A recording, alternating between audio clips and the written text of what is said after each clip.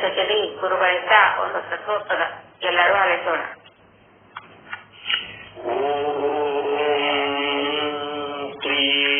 ಸದ್ಗುರು ಶುದ್ಧ ಬ್ರಹ್ಮಣೇ ನಮಃ. ಪ್ರಿಯ ಬ್ರಹ್ಮನಿಷ್ಠ ಸದ್ಗುರು ಬ್ರಹ್ಮಜ್ಞಾನ ಪೀಠದ ಪಾಠದ ಪೀಠಾಧ್ಯಕ್ಷರಾದ ಶ್ರೀ ಶ್ರೀ ಶರಣ ಸೌಭಾಗ್ಯವರನ್ನ ಕಾರ್ಯಕ್ರಮದಲ್ಲಿ ಅನಂತ ಕೋಟೀಶ್ವರ ಸಾಷ್ಟಾಂಗ ನಮಸ್ಕಾರಗಳನ್ನು ಮಾಡುತ್ತಾ ಪಾಠದಲ್ಲಿ ಉಪಸ್ಥಿತರುವ ಎಲ್ಲ ಬ್ರಹ್ಮಜ್ಞಾನಿಗಳ ಪಾಠಗಳಿಗೆ ನಮಸ್ಕರಿಸಿ ಈಗ ಒಂದು ಸತ್ವಪದ. ನೀನೇ ನನ್ನ ಗುರುವು, ನೀನೇ ನನ್ನ ವೀರವು, ನೀನೇ ನನ್ನ ದೈವವೋ, ನೀನೇ ನನ್ನ ಜೀವವೋ.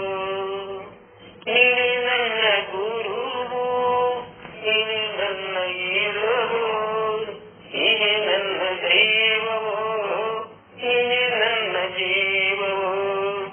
ನೀನೇ ನನ್ನ ಮಾತ, ನೀನೇ ನನ್ನ ದಾತ, ನೀನೇ ಬಂಧು ಬಳಗ, ನೀನೇ ಎಲ್ಲವೋ. ನೀನೇ ನನ್ನ ಗುರು, ನೀನೇ ನನ್ನ ವೀರವೋ, ನೀನೇ ನನ್ನ ದೈವವೋ, ನೀನೇ ನನ್ನ ಜೀವವೋ. ನೀನೇ ನನ್ನ ಜ್ಯೋತಿ, ನೀನೇ ನನ್ನ ಆರತಿ, ನೀನೇ ನನ್ನ ಕೀರುತಿ, ನೀನೇ ನನ್ನ ಸಾರಥಿ. ನೀನೇ ನನ್ನ ಜ್ಯೋತಿ, ನೀನೇ ನನ್ನ ಆರತಿ, ನೀನೇ ನನ್ನ ಕೀರುತಿ, ನೀನೇ ನನ್ನ ಸಾರಥಿ. ಮುಂದೆ ದಾರಿ ತೋರಲಯ್ಯ, ಎಲ್ಲೆಲ್ಲೂ ಕತ್ತಲಯ್ಯ. ಮುಂದೆ ದಾರಿ ತೋರಲಯ್ಯ, ಎಲ್ಲೆಲ್ಲೂ ಕತ್ತಲಯ್ಯ. ಬೆಳಕು ತೋರಿ ನನ್ನು ಮುನ್ನಡೆಸು ಬಾರಯ್ಯ. ನೀನೇ ನನ್ನ ಗುರುವು, ನೀನೇ ನನ್ನ ವೀರವು, ನೀನೇ ನನ್ನ ದೈವವು, ನೀನೇ ನನ್ನ ಜೀವವು. ಮುಕ್ತಿ ಹೇಳಿ ಬಂದೆ, ಕೃಪೆಯು ಕೋರಿ ನಿಂದೆ, ನಿನ್ನ ಹರಕೆ ಒಂದೇ ಸಾಚನೆಗೆ ತಂದೆ. ಎಲ್ಲೆಲ್ಲೂ ನೀ ತುಂಬಿರುವೆ, ನನ್ನಲ್ಲೂ ನೀನಿರುವೆ, ತಾನಾಗಿ ಜಾಗಿರುವೆ, ಓ ನನ್ನ ಗುರುವೇ. ನೀನೇ ನನ್ನ ವೀರವು, ನೀನೇ ನನ್ನ ಅರಿವು, ನೀನೇ ನನ್ನ ದೈವವು, ನೀನೇ ನನ್ನ ಜೀವವು. ನಿನ್ನ ಹರಕೆ ನನಗೆ, ನಿನ್ನ ನಾಮವೇ ದೀಕ್ಷೆ, ನಿನ್ನೆ ತಾಯಿ ನನಗೆ ರಕ್ಷೆ, ಮತ್ತೆ ಬಹುಗೆ ಬರುವುದು ಶಿಕ್ಷೆ. ನಿನ್ನ ಅನುಗ್ರಹವಿರದೆ ನಾ ಉಸಿರಾಡಲಾರೆ, ನಿನ್ನ ಆಶೀರ್ವಾದವಿರದೆ ಮುನ್ನಡೆಯ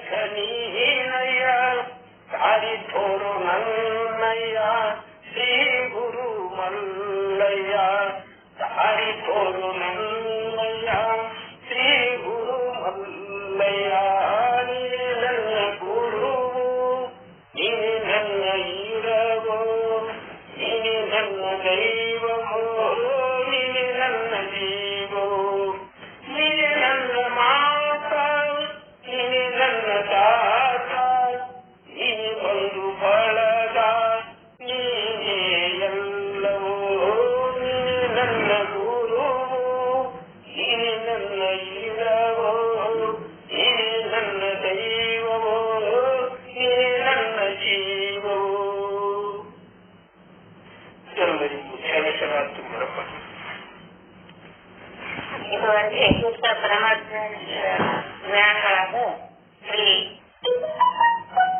ಈಶ್ವರ ಚಕ್ರಿ ಗುರುಗಳು ಗುರುವೇ ಎಲ್ಲವೂ ಅಂತ ಹೇಳಿ ಸುಂದರವಾಗಿ ಒಂದು ತತ್ವಪದವನ್ನ ಹೇಳಿದರು. ಅವರಿಗೆ ಅನಂತಾನಂದ ಧನ್ಯವಾದಗಳು. ಇನ್ನು ಮುಂದೆ ಶುದ್ಧ ಬ್ರಹ್ಮಟ ಸದ್ಗುರುಗಳಾದ ಶ್ರೀ ಶರಣಬಸವ ಮಹಾಸ್ವಾಮಿಗಳಿಂದ ಮೋಕ್ಷ ವಿಚಾರವನ್ನು ಎಲ್ಲರೂ ಲಕ್ಷ್ಯವಿಟ್ಟು ಆಲಿಸೋಣ.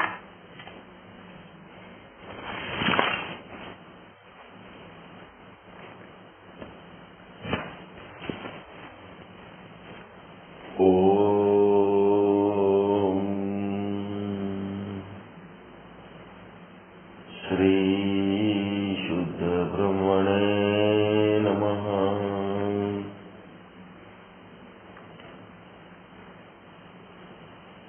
ಸಮಸ್ತ ಶುದ್ಧ ಬ್ರಹ್ಮ ಸ್ವರೂಪರಲ್ಲಿ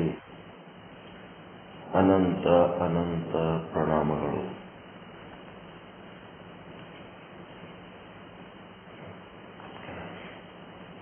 ನಿಜ ಅನ್ನೋ ಒಂದು ಶಬ್ದ ವಿಚಾರ ಸಾಗರದಲ್ಲಿ ಸಾಧು ನಿಶ್ಚಲ್ ದಾಸಿಯವರು ಯಾರನ್ನ ಕುರಿತು ಹೇಳಿರೋದು ನಿಜ ಅಂತ?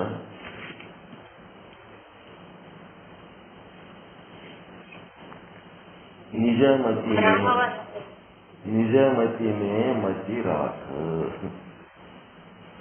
ನಿಜ ಅಂದ್ರ ಶಿಷ್ಯನಿಗೆ ನೀನು ಅಂತ. ನೀನು ನಿಜ ಮತಿನೇ 38ನೇ ದೋಹ. ನಿನ್ನ ಅಂತ ಮತಿನೇ ಬುದ್ಧಿಯಲ್ಲಿ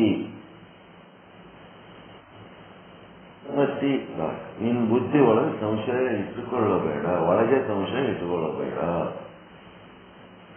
ಜೋ ಯಾಮೆ ಸಂಕಾರೈ, ಏನಾದರೂ ಸಂಖ್ಯೆ ಇದ್ರೆ ನಿನ್ನೊಳಗೆ ಇಟ್ಕೋಬೇಡ. ಮೈ ತಾಕುವ ಉತ್ತರಕಮು, ನಾನು ಅದಕ್ಕೆ ಎಲ್ಲ ಸಂಶಯ ಪರಿಹಾರ ಮಾಡ್ತೀನಿ.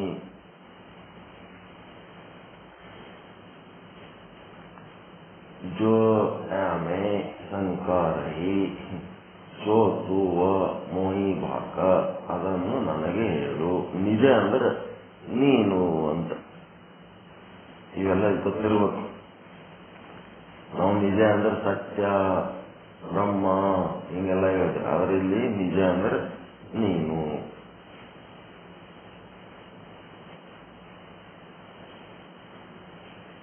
ತತ್ ತ್ವಂ.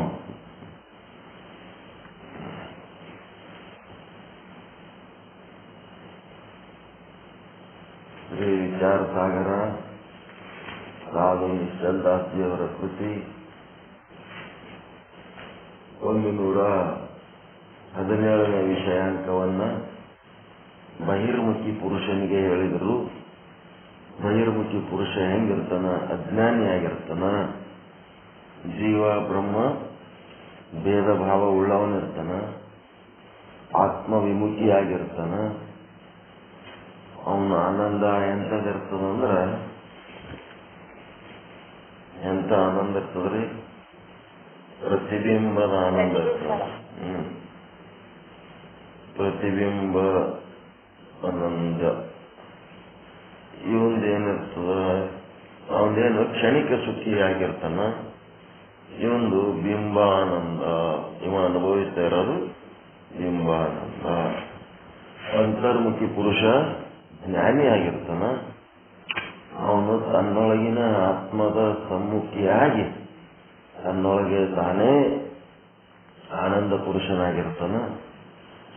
ಅವನು ಬಹಿರ್ಮುಖಿ ಪುರುಷಂದು ಕ್ಷಣಿಕ ಸುಖಕ್ಕೆ ಅವನು ಬಡದಾಡ್ತಿರ್ತಾನ. ಇವನು ಶಾಶ್ವತ ಸುಖದ ಅನುಭೂತಿಗಾಗಿ ಇವನು ಸಾಧನೆ ಮಾಡ್ತಿರ್ತಾನ. ಇವೊಂದು ಬಿಂಬಾನಂದ ಅಂದ್ರೆ ಆತ್ಮದ ಆನಂದವನ್ನ, ಬ್ರಹ್ಮದ ಆನಂದ, ಆತ್ಮದ ಆನಂದ, ಅದನ್ನ ಆತ ಅನುಭವಿಸ್ತಾರೆ. ಏನಾರ ಡೌಟ್ ಇದ್ರೆ ಕೇಳಪ್ಪ, ಇಲ್ಲಿ ತನಕ ಹೇಳಿತ್ತು ಅಂತ. ಹೆಂಡತಿ ಮಕ್ಕಳು ರಾಜ್ಯ ಎಲ್ಲ ಬಿಟ್ಟು ಹೋದಂತವ್ರ ಕಥೆಗಳು ಕೇಳಿದ್ರು. ಮಹಾದೇವ ಭೂಪಾಲ, ಮಹಾದೇವಿ, ಮಹಾರಾಣಿ ಮಹಾದೇವಿ ಕಾಶ್ಮೀರದಿಂದ ಈ ಒಂದು ಆತ್ಮ ಸಾಧನೆಗಾಗಿ ಕಲ್ಯಾಣಕ್ಕೆ ಬಂದರು, ರಾಜ್ಯವನ್ನ ತ್ಯಾಗ ಮಾಡಿಸಿ. ಗೌತಮ ಬುದ್ಧ ಈ ಒಂದು ಅಧ್ಯಾತ್ಮ ಸಾಧನೆಗಾಗಿ ತನ್ನ ರಾಜ್ಯವನ್ನ, ಎಲ್ಲ ಹೆಂಡತಿ ಮಕ್ಕಳನ್ನ ತ್ಯಾಗ ಮಾಡಿ ಬಂದ. ಇಲ್ಲಿ ಶುಭ ಸಂತತಿ ಮಹಾರಾಜನ ಮಕ್ಕಳು ತತ್ವದೃಷ್ಟಿ, ಅದೃಷ್ಟಿ, ತರ್ಕದೃಷ್ಟಿ ಇವರು ಕೂಡ ಎಲ್ಲವನ್ನ ತ್ಯಾಗ ಮಾಡಿ ಬಂದರು. ತ್ಯಾಗ ಮಾಡಿ ಬಂದವರಿಗೆ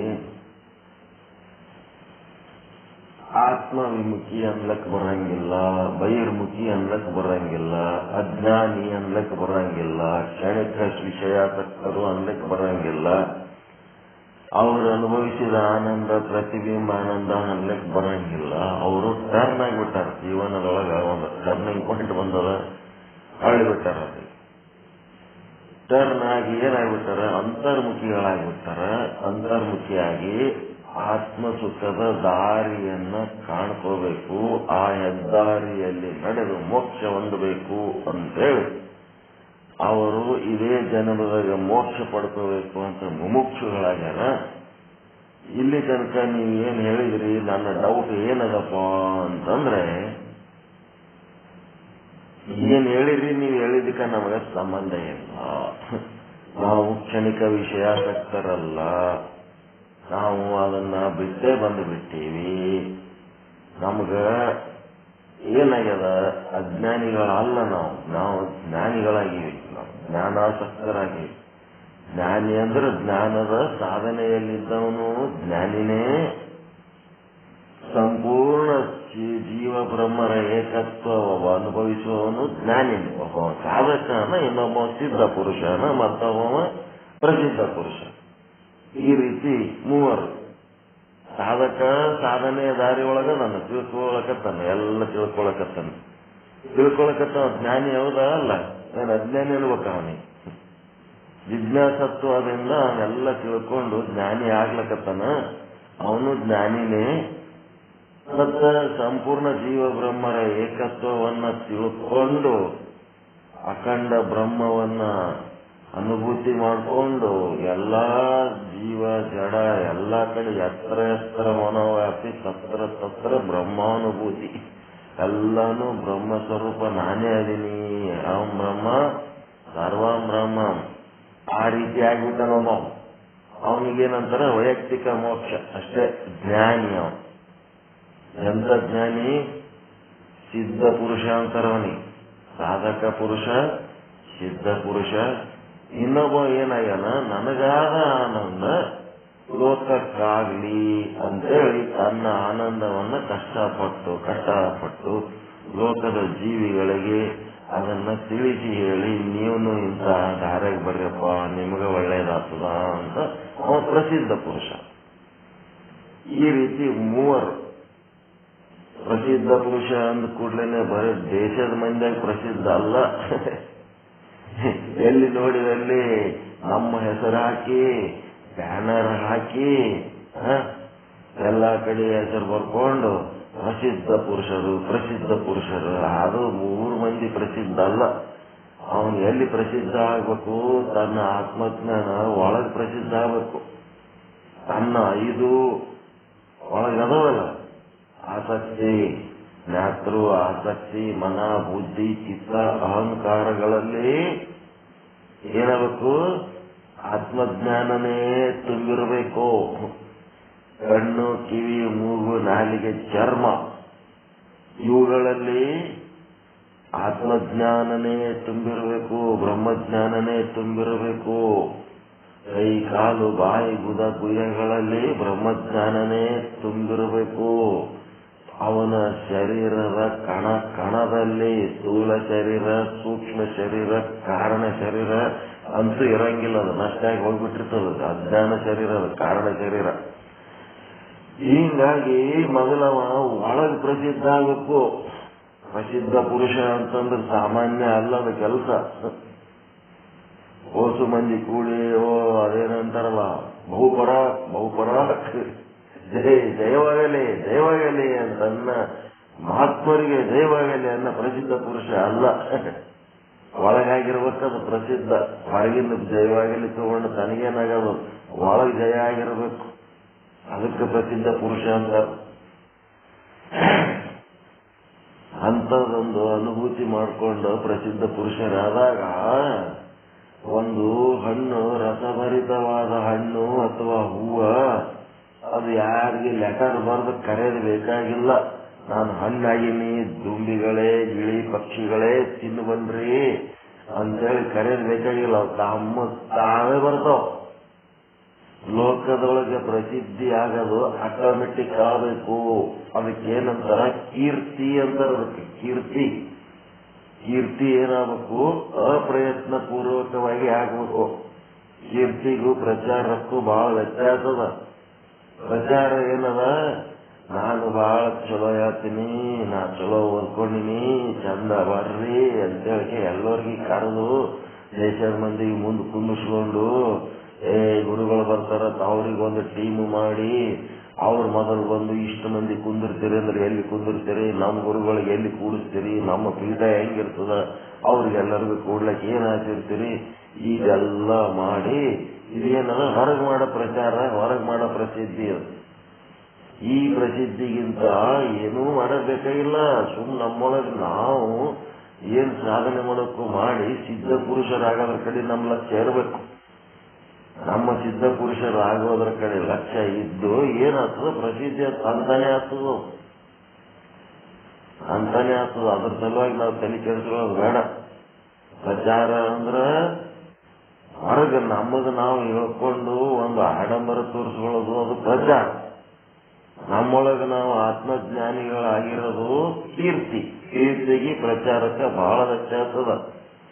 ಕೀರ್ತಿ ಹೆಂಗಿರ್ತದ, ಸೂರ್ಯನ ಕಡೆ ಮುಖ ಮಾಡಿ ಹೋದ್ರ ನೆಳ್ಳ ಕಡೆ ಎಲ್ಲಿರ್ತದೆ ಹೇಳ್ರಿ? ಸೂರ್ಯನ ಕಡೆ ಮುಖ ಮಾಡ್ಕೊಂಡು ಹೋಗ್ತಾ ಇದ್ರಿ ಅಂದ್ರೆ ನಿಮ್ ನೆರಳು ನಿಮ್ಮ ಬೆನ್ನಿಂದ ಬೀಳ್ತು. ದುಃಖ, ಚಿಂತೆ, ಕಷ್ಟ ಏನದ ಆ ಕಡೆ ಹಿಂದಾಗ್ತು. ಅದ್ರ ಪ್ರಚಾರ ಮಾಡ್ಕೊಂಡು ಹೋದ್ರಿ ಅಂತಂದ್ರೆ ಏನದ, ಸೂರ್ಯನಿಗೆ ಬೆನ್ನು ಮಾಡಿ ಹೋದಂಗದು. ಸೂರ್ಯನಿಗೆ ಬೆನ್ನು ಮಾಡಿ ಹೋದ್ರೆ ಕಡೆ ಇರ್ತದೆ ನೆರಳು, ನಿಮ್ ಎದುರಿಗಿರ್ತದ. ನಿಮ್ಮ ಯಾವ ಕ್ಷಣ ದುಃಖ ಆವರಿಸ್ತದ ಗೊತ್ತಿಲ್ಲ, ಯಾವ ಕ್ಷಣ ಅಪಮಾನ ಆಗ್ತದ ಗೊತ್ತಿಲ್ಲ, ಯಾವ ಕ್ಷಣ ಕಷ್ಟ ನಷ್ಟಗಳು ಬರ್ತಾವ ಗೊತ್ತಿಲ್ಲ. ಯಾಕಂದ್ರೆ ಪ್ರಚಾರ ಮಾಡಿ 4 ಮಂದಿ ಏನಂತಾರೋ ಏನೋ ಅಂತೇಳಿ ಮುಲಾಜಿಗೆ ಬದುಕ್ತಿರ್ತಾರೋ. ಯಾರ ಮನ್ಸಿಗೆ ಏನೂ ಆಗ್ಬಾರ್ದು, ಏನೂ ಅನ್ಕೋಬಾರ್ದು. ಜಗ್ಗಿ ರೊಕ್ಕ ಕೊಡಂತ ಸಾವುಕಾರ ಮಂದಿ ಇರ್ತಾರ, ಭಾರಿ IPS IAS ಆಫೀಸರ್ಗಳು ಇರ್ತಾರ. ಅಂತವ್ರೆಲ್ಲರೂ ನಮ್ಮ ಸಂಘದಾಗ ಅದಾರ, ದೊಡ್ಡ ಪೊಲೀಸ್ ಆಫೀಸರ್ಸ್ ಅದಾರ. ಅವ್ರೇನಾರ ಕೈ ಬಿಟ್ರೆ ನಾ ಸತ್ತೇ ಹೋಗ್ತೀನಿ, ನಮ್ದು ಇಷ್ಟೊಂದು ಚಂದ ಬೆಳೆಸೀವಿ ಅಂತೇಳಿ ಸುಮ್ಮನೆ ದೇಶದ ಮಂದಿಗೆ ಮುಲಾಜಿಗೆ ಬರ್ತಾವ. ಅದೇನದು ಪ್ರಚಾರ.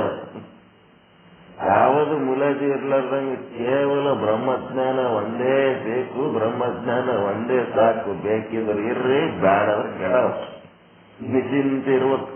ಅಂಥದಕ್ಕೇನಂತಾರ, ಕೀರ್ತಿ ಅಂತಾರ. ಅದೇನ್ ಜಗತ್ತು ಬೆಳೆಸ್ಬೇಕು, ಭಾರಿ ಜಗತ್ತಿನ ಮಿಂಚಬೇಕು, ಏನು ಬೇಕಾಗಿಲ್ಲ. ಅಂಥದ್ದು ಹಣೆ ಬರ್ದಾಗ ಪಡ್ಕೊಂಡ್ ಬಂದಿದ್ರೆ ಅದು ತಾನೇ ಆಗ್ತದ. ಅದು ಇದ್ದಿದ್ದಿಲ್ಲ ಅಂದ್ರೂ ಸಹಿತ ಪ್ರತಿಯೊಂದು ಜೀವಿಗೂ ಒಂದು ಮೂಲೆಯನ್ನು ಬೆಳಗುವಂತಹ ಶಕ್ತಿ ಅದ. ಒಂದು ಪ್ರಣತೆ ಸೂರ್ಯಾಗಿ ಜಗತ್ತು ಬೆಳಗೋ ಶಕ್ತಿ ಇಲ್ಲ ಅಂತಂದ್ರೂ ಒಂದು ಪ್ರಣತೆಯಾಗಿ ಒಂದು ಮೂಲೆ ಬೆಳಗುವ ಶಕ್ತಿ ಅದ. ಹೀಗಾಗಿ ಒಂದು ಮೂಲೆ ಬೆಳಗುವಂತಹ ಶಕ್ತಿ ಪ್ರತಿಯೊಬ್ಬರಿಗೆ ಅದ. ನಮ್ಮ ಶಕ್ತಿ ಅನುಸಾರ ನಮ್ಮ ಸಾಧನೆ ಏನ್ ಮಾಡ್ಬೇಕು ಮಾಡ್ತಾ ಇರ್ಬೇಕು ಅಷ್ಟೇ. ಅದು ಏನ್ ಸಾಧನೆ ಮಾಡಬೇಕು, ಜೀವನದ ಗುರಿ ಏನು, ಎಂತ ಜನ್ಮ ಪಡ್ಕೊಂಡು ಬಂದೀವಿ, ಅಮೂಲ್ಯವಾದ ಮನುಷ್ಯ ಜನ್ಮ, ಅರಿವಿನ ಜನ್ಮ ಪಡ್ಕೊಂಡು ಬಂದೀವಿ. ಅರಿವಿನ ಜನ್ಮ ಬಂದ ಮೇಲೆ ಮುಂದೆ ನಾವು ಸಜ್ಜನರ ಸಂಘದಾಗಿರ್ಬೇಕು, ಮತ್ತೆ ಮೋಕ್ಷದ ಅಪೇಕ್ಷೆ ಇರಬೇಕು.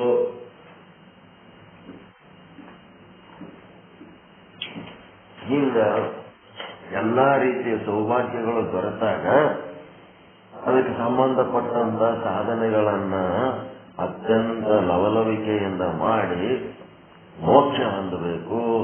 ಇಂಥವೆಲ್ಲ ಇರಬೇಕು. ಇದರಿಂದ ಏನಾಗ್ತದ, ಶುದ್ಧ ಆಗ್ತದ. ಶುದ್ಧೀಕರಣದಿಂದ ಆಧ್ಯಾತ್ಮ ಸಾಧನೆ ಆಗ್ತದೆ, ಸಾಧಕಾವಸ್ಥೆ ಪ್ರಾಪ್ತಿ ಆಗ್ತದೆ. ಸಾಧಕಾವಸ್ಥೆಯಿಂದ ಸಿದ್ಧ ಪುರುಷತ್ವ ಸಾಕ್ಷಿ ಸಾಧನೆ ಆಗ್ತದೆ. ಪ್ರಸಿದ್ಧಿ ಮಾಡೋದಕ್ಕೆ ನೀವೇನ್ ಬೇಕಾಗಿಲ್ಲ, ಸಂತಾನೇ ಆಗ್ತದೆ. ಇವ್ರು ಏನಾಯ್ತಪ್ಪ ಅಂದ್ರೆ, ನಾವು ನೀವೇನ್ ಇಲ್ಲಿ ತನ ಹೇಳಿರಿ ಬಹಿರ್ಮುಖ ಪುರುಷನಿಗೆ ವಿಷಯಾಸಕ್ತನಿಗೆ ಹೇಳಿದ ವಿಷಯಗಳವೆಲ್ಲ ನಾವೀಗ ಅವೆಲ್ಲ ದಾಟಿ ಬಂದ್ಬಿಟ್ಟಿವಿ. ನಾವೀಗ ನಾವು ಅಂತರ್ಮುಖಿಯಾಗಿವಿ, ಹೊರಗಿನ ಯಾವ ವಿಷಯಾಸಕ್ತಿಗಳು ನಮಗಿಲ್ಲ. ಮಧ್ಯರಾತ್ರಿಯಲ್ಲಿ ಎದ್ದು ಬಂದ ಹೆಂಡತಿಯನ್ನ ರಾಹುಲ್ ಅಂತಂದ, ಹೆಂಡತಿ ಮಕ್ಕಳಿಗೆ ನೋಡ್ದ, ಇದು ಮಾಯೆ, ಇದಕ್ಕೆ ನಾವು ಬೆನ್ನು ಬಿದ್ದೇವಂತಂದ್ರೆ ನಮ್ಮ ಆಯುಷ್ಯ ನಷ್ಟ ಮಾಡ್ತದ, ನನ್ನ ಆನಂದ ನಾನು ಪ್ರಾಪ್ತಿ ಮಾಡ್ಕೋಬೇಕು. ಆನಂದ ಪ್ರಾಪ್ತಿ ಮಾಡ್ಕೊಳ್ಳೋದಕ್ಕೇನು ಕರ್ಮ ಉಪಾಸನೆ ಅಂತವಿಂತವ ಏನೋ ಶಾಸ್ತ್ರ, ಒಂದೇನೋ ದೇವರ, ಒಂದು ಗುರು ಶಿಷ್ಯ, ಏನೇನು ಅವೆಲ್ಲ ಹಿಡ್ಕೊಂಡು ಆನಂದ ಪ್ರಾಪ್ತಿ ಮಾಡ್ಕೊಳ್ಳೋದು ಒಂದು ರೀತಿ, ಅವೆಲ್ಲ ಓದು ಬಿಸಾಕಿ ಆನಂದ ಪ್ರಾಪ್ತಿ ಮಾಡೋದು ಇನ್ನೊಂದು ರೀತಿ. ಹೆಂಗಂದ್ರ ವಿಹಂಗ ಮಾರ್ಗ ಪಿಪೀಲಿಕ ಮಾರ್ಗ ಅಂತ ಇರ್ತದ. ವಿಹಂಗ ಮಾರ್ಗ ಪೀಪೀಲಿಕ ಮಾರ್ಗ.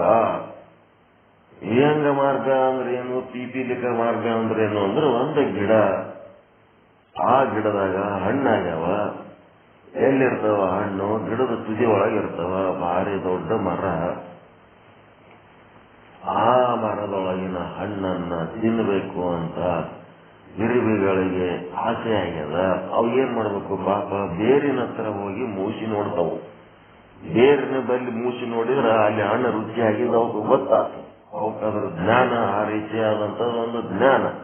ಈ ಗಿಡದಾಗ ಹಣ್ಣದವ, ಮ್ಯಾಲ ಅದ್ರ ಸಿಗ್ತಾವ ಅಂತ ಹೇಳಿ ಅದು ಏನ್ ಮಾಡ್ತದ, ಇರುವಿ ಗಿಡ ಏರ್ತದ, ಬೇರ್ ಮ್ಯಾಲಿಂದ ಐಸಿ, ಕಾಂಡದ ಮ್ಯಾಲಿಂದ ಐಸಿ, ಕಂಗೆ ಬಲ್ಲಿ ಹೋಗಿ ಇನ್ನೇನು ಎಲೆಗಳು ದಾಟಿ ಇನ್ನೇನು ಹಣ್ಣು ಬಲ್ಲಿ ಹೋಗ್ಬೇಕನ್ನೋದ್ರಾಗೆ ಜಾಳಿ ಬಿಡ್ತದೆ.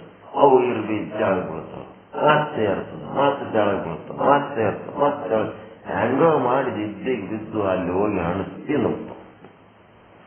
ತಿಂತವ.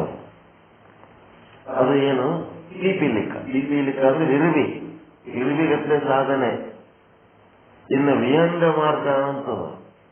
ವಿಹಂಗ ಮಾರ್ಗ ಅಂತಂದ್ರೇನು, ಅದೇನು ಬೇರ್ ಹಿಡಿಯಲ್ಲ, ಕಾಂಡ ಹಿಡಿಯಲ್ಲ, ಟೊಂಗೆ ಏರಂಗಿಲ್ಲ, ಎಲಿ ಮೇಲೆ ಹರಿದಾಡಂಗಿಲ್ಲ.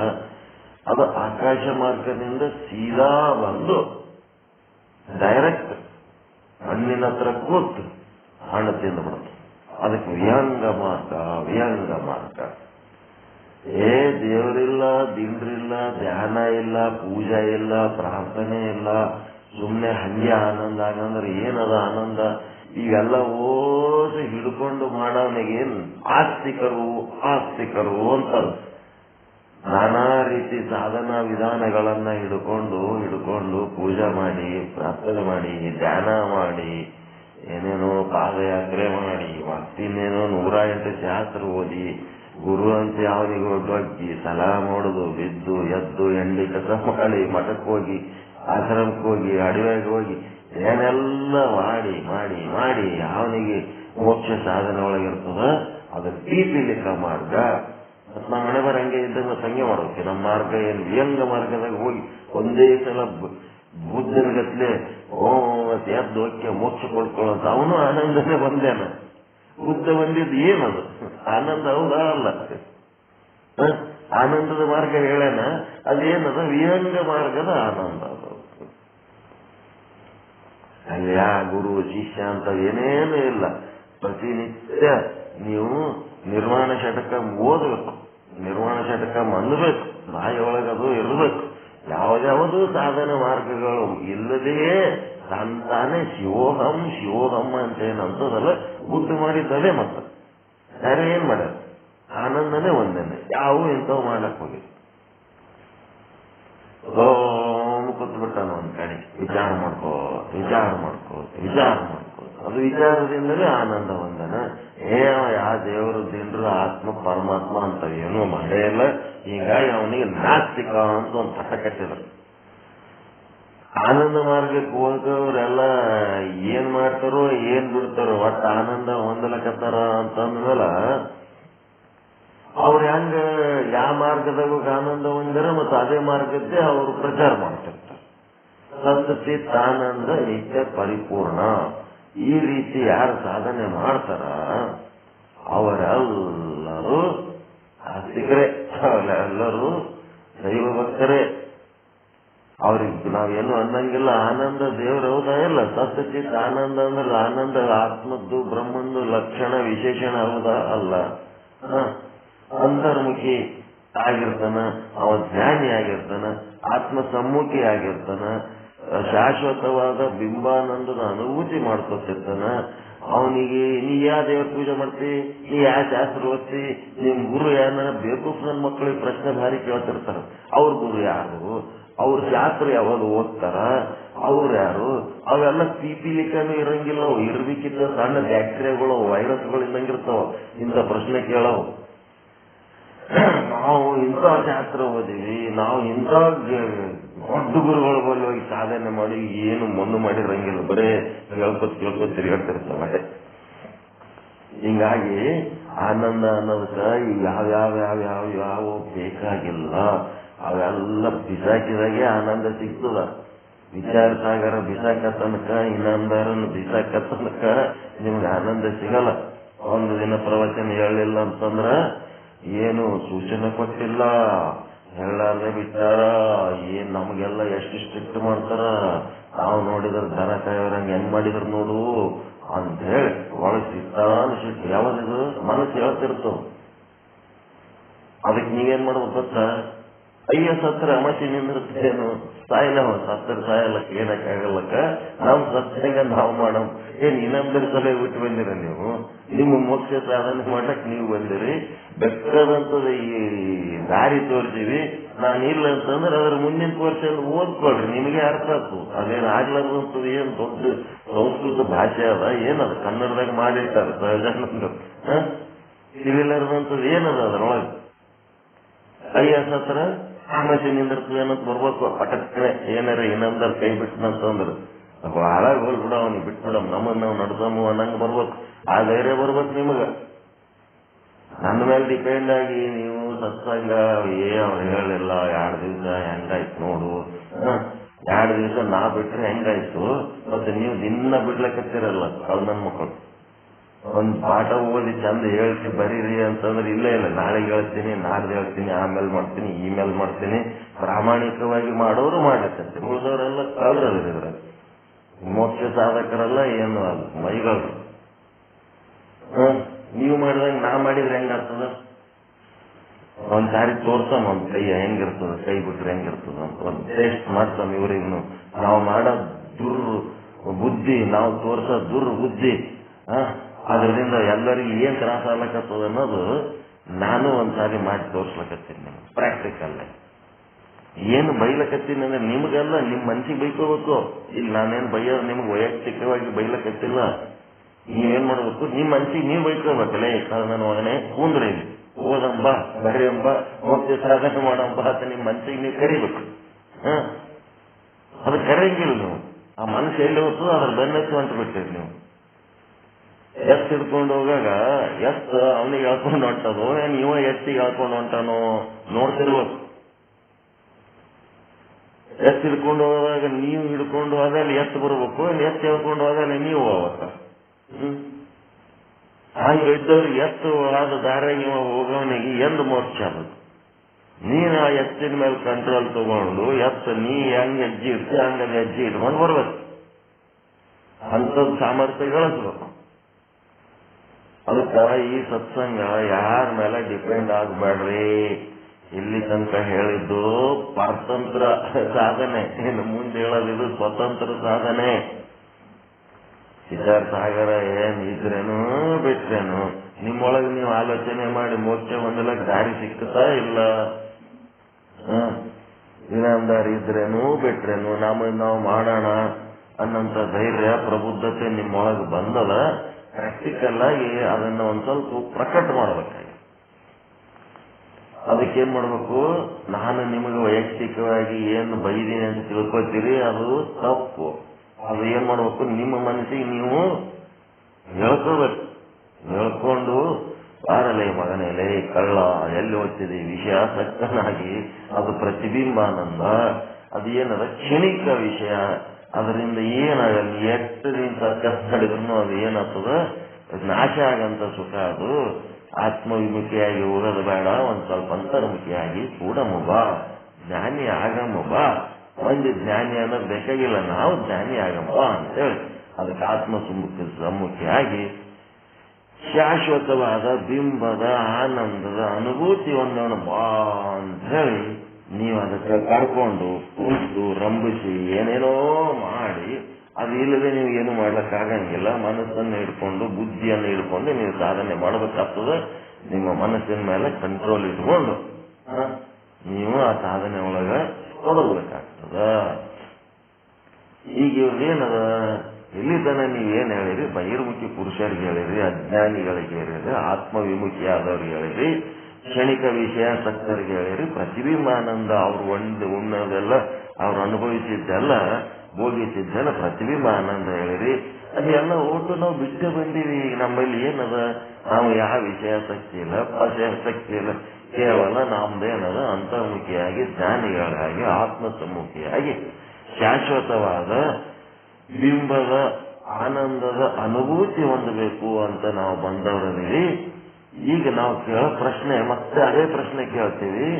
ನೀವೇನ್ ಹೇಳಿದ್ರಿ, ಒಟ್ಟು ವಿಷಯಾಸಕ್ತಿ ಇರ್ತದೇನು? ಒಂದು ಇಂಥ ಒಂದು ಆನಂದ ಹೊಂದಿದ ಆನಂದ ಮಾರ್ಗದಲ್ಲಿ ಹೋಗುತ್ತಿರುವ ಸಾಧಕರಿಗಾಗ್ಲಿ, ಸಿದ್ಧ ಪುರುಷರಿಗಾಗ್ಲಿ, ಪ್ರಸಿದ್ಧ ಪುರುಷರಿಗಾಗ್ಲಿ ವಿಷಯಗಳ ಆಸಕ್ತಿ ಇರ್ತದೇನು? ಏನು ವಿಷಯ? ಆಕಾಶ, ವಾಯು, ಅಗ್ನಿ, ಮತ್ತೆ ಜಲ, ಪೃಥ್ವಿ, ಇವುಗಳಲ್ಲಿ 5 ವಿಷಯಗಳು.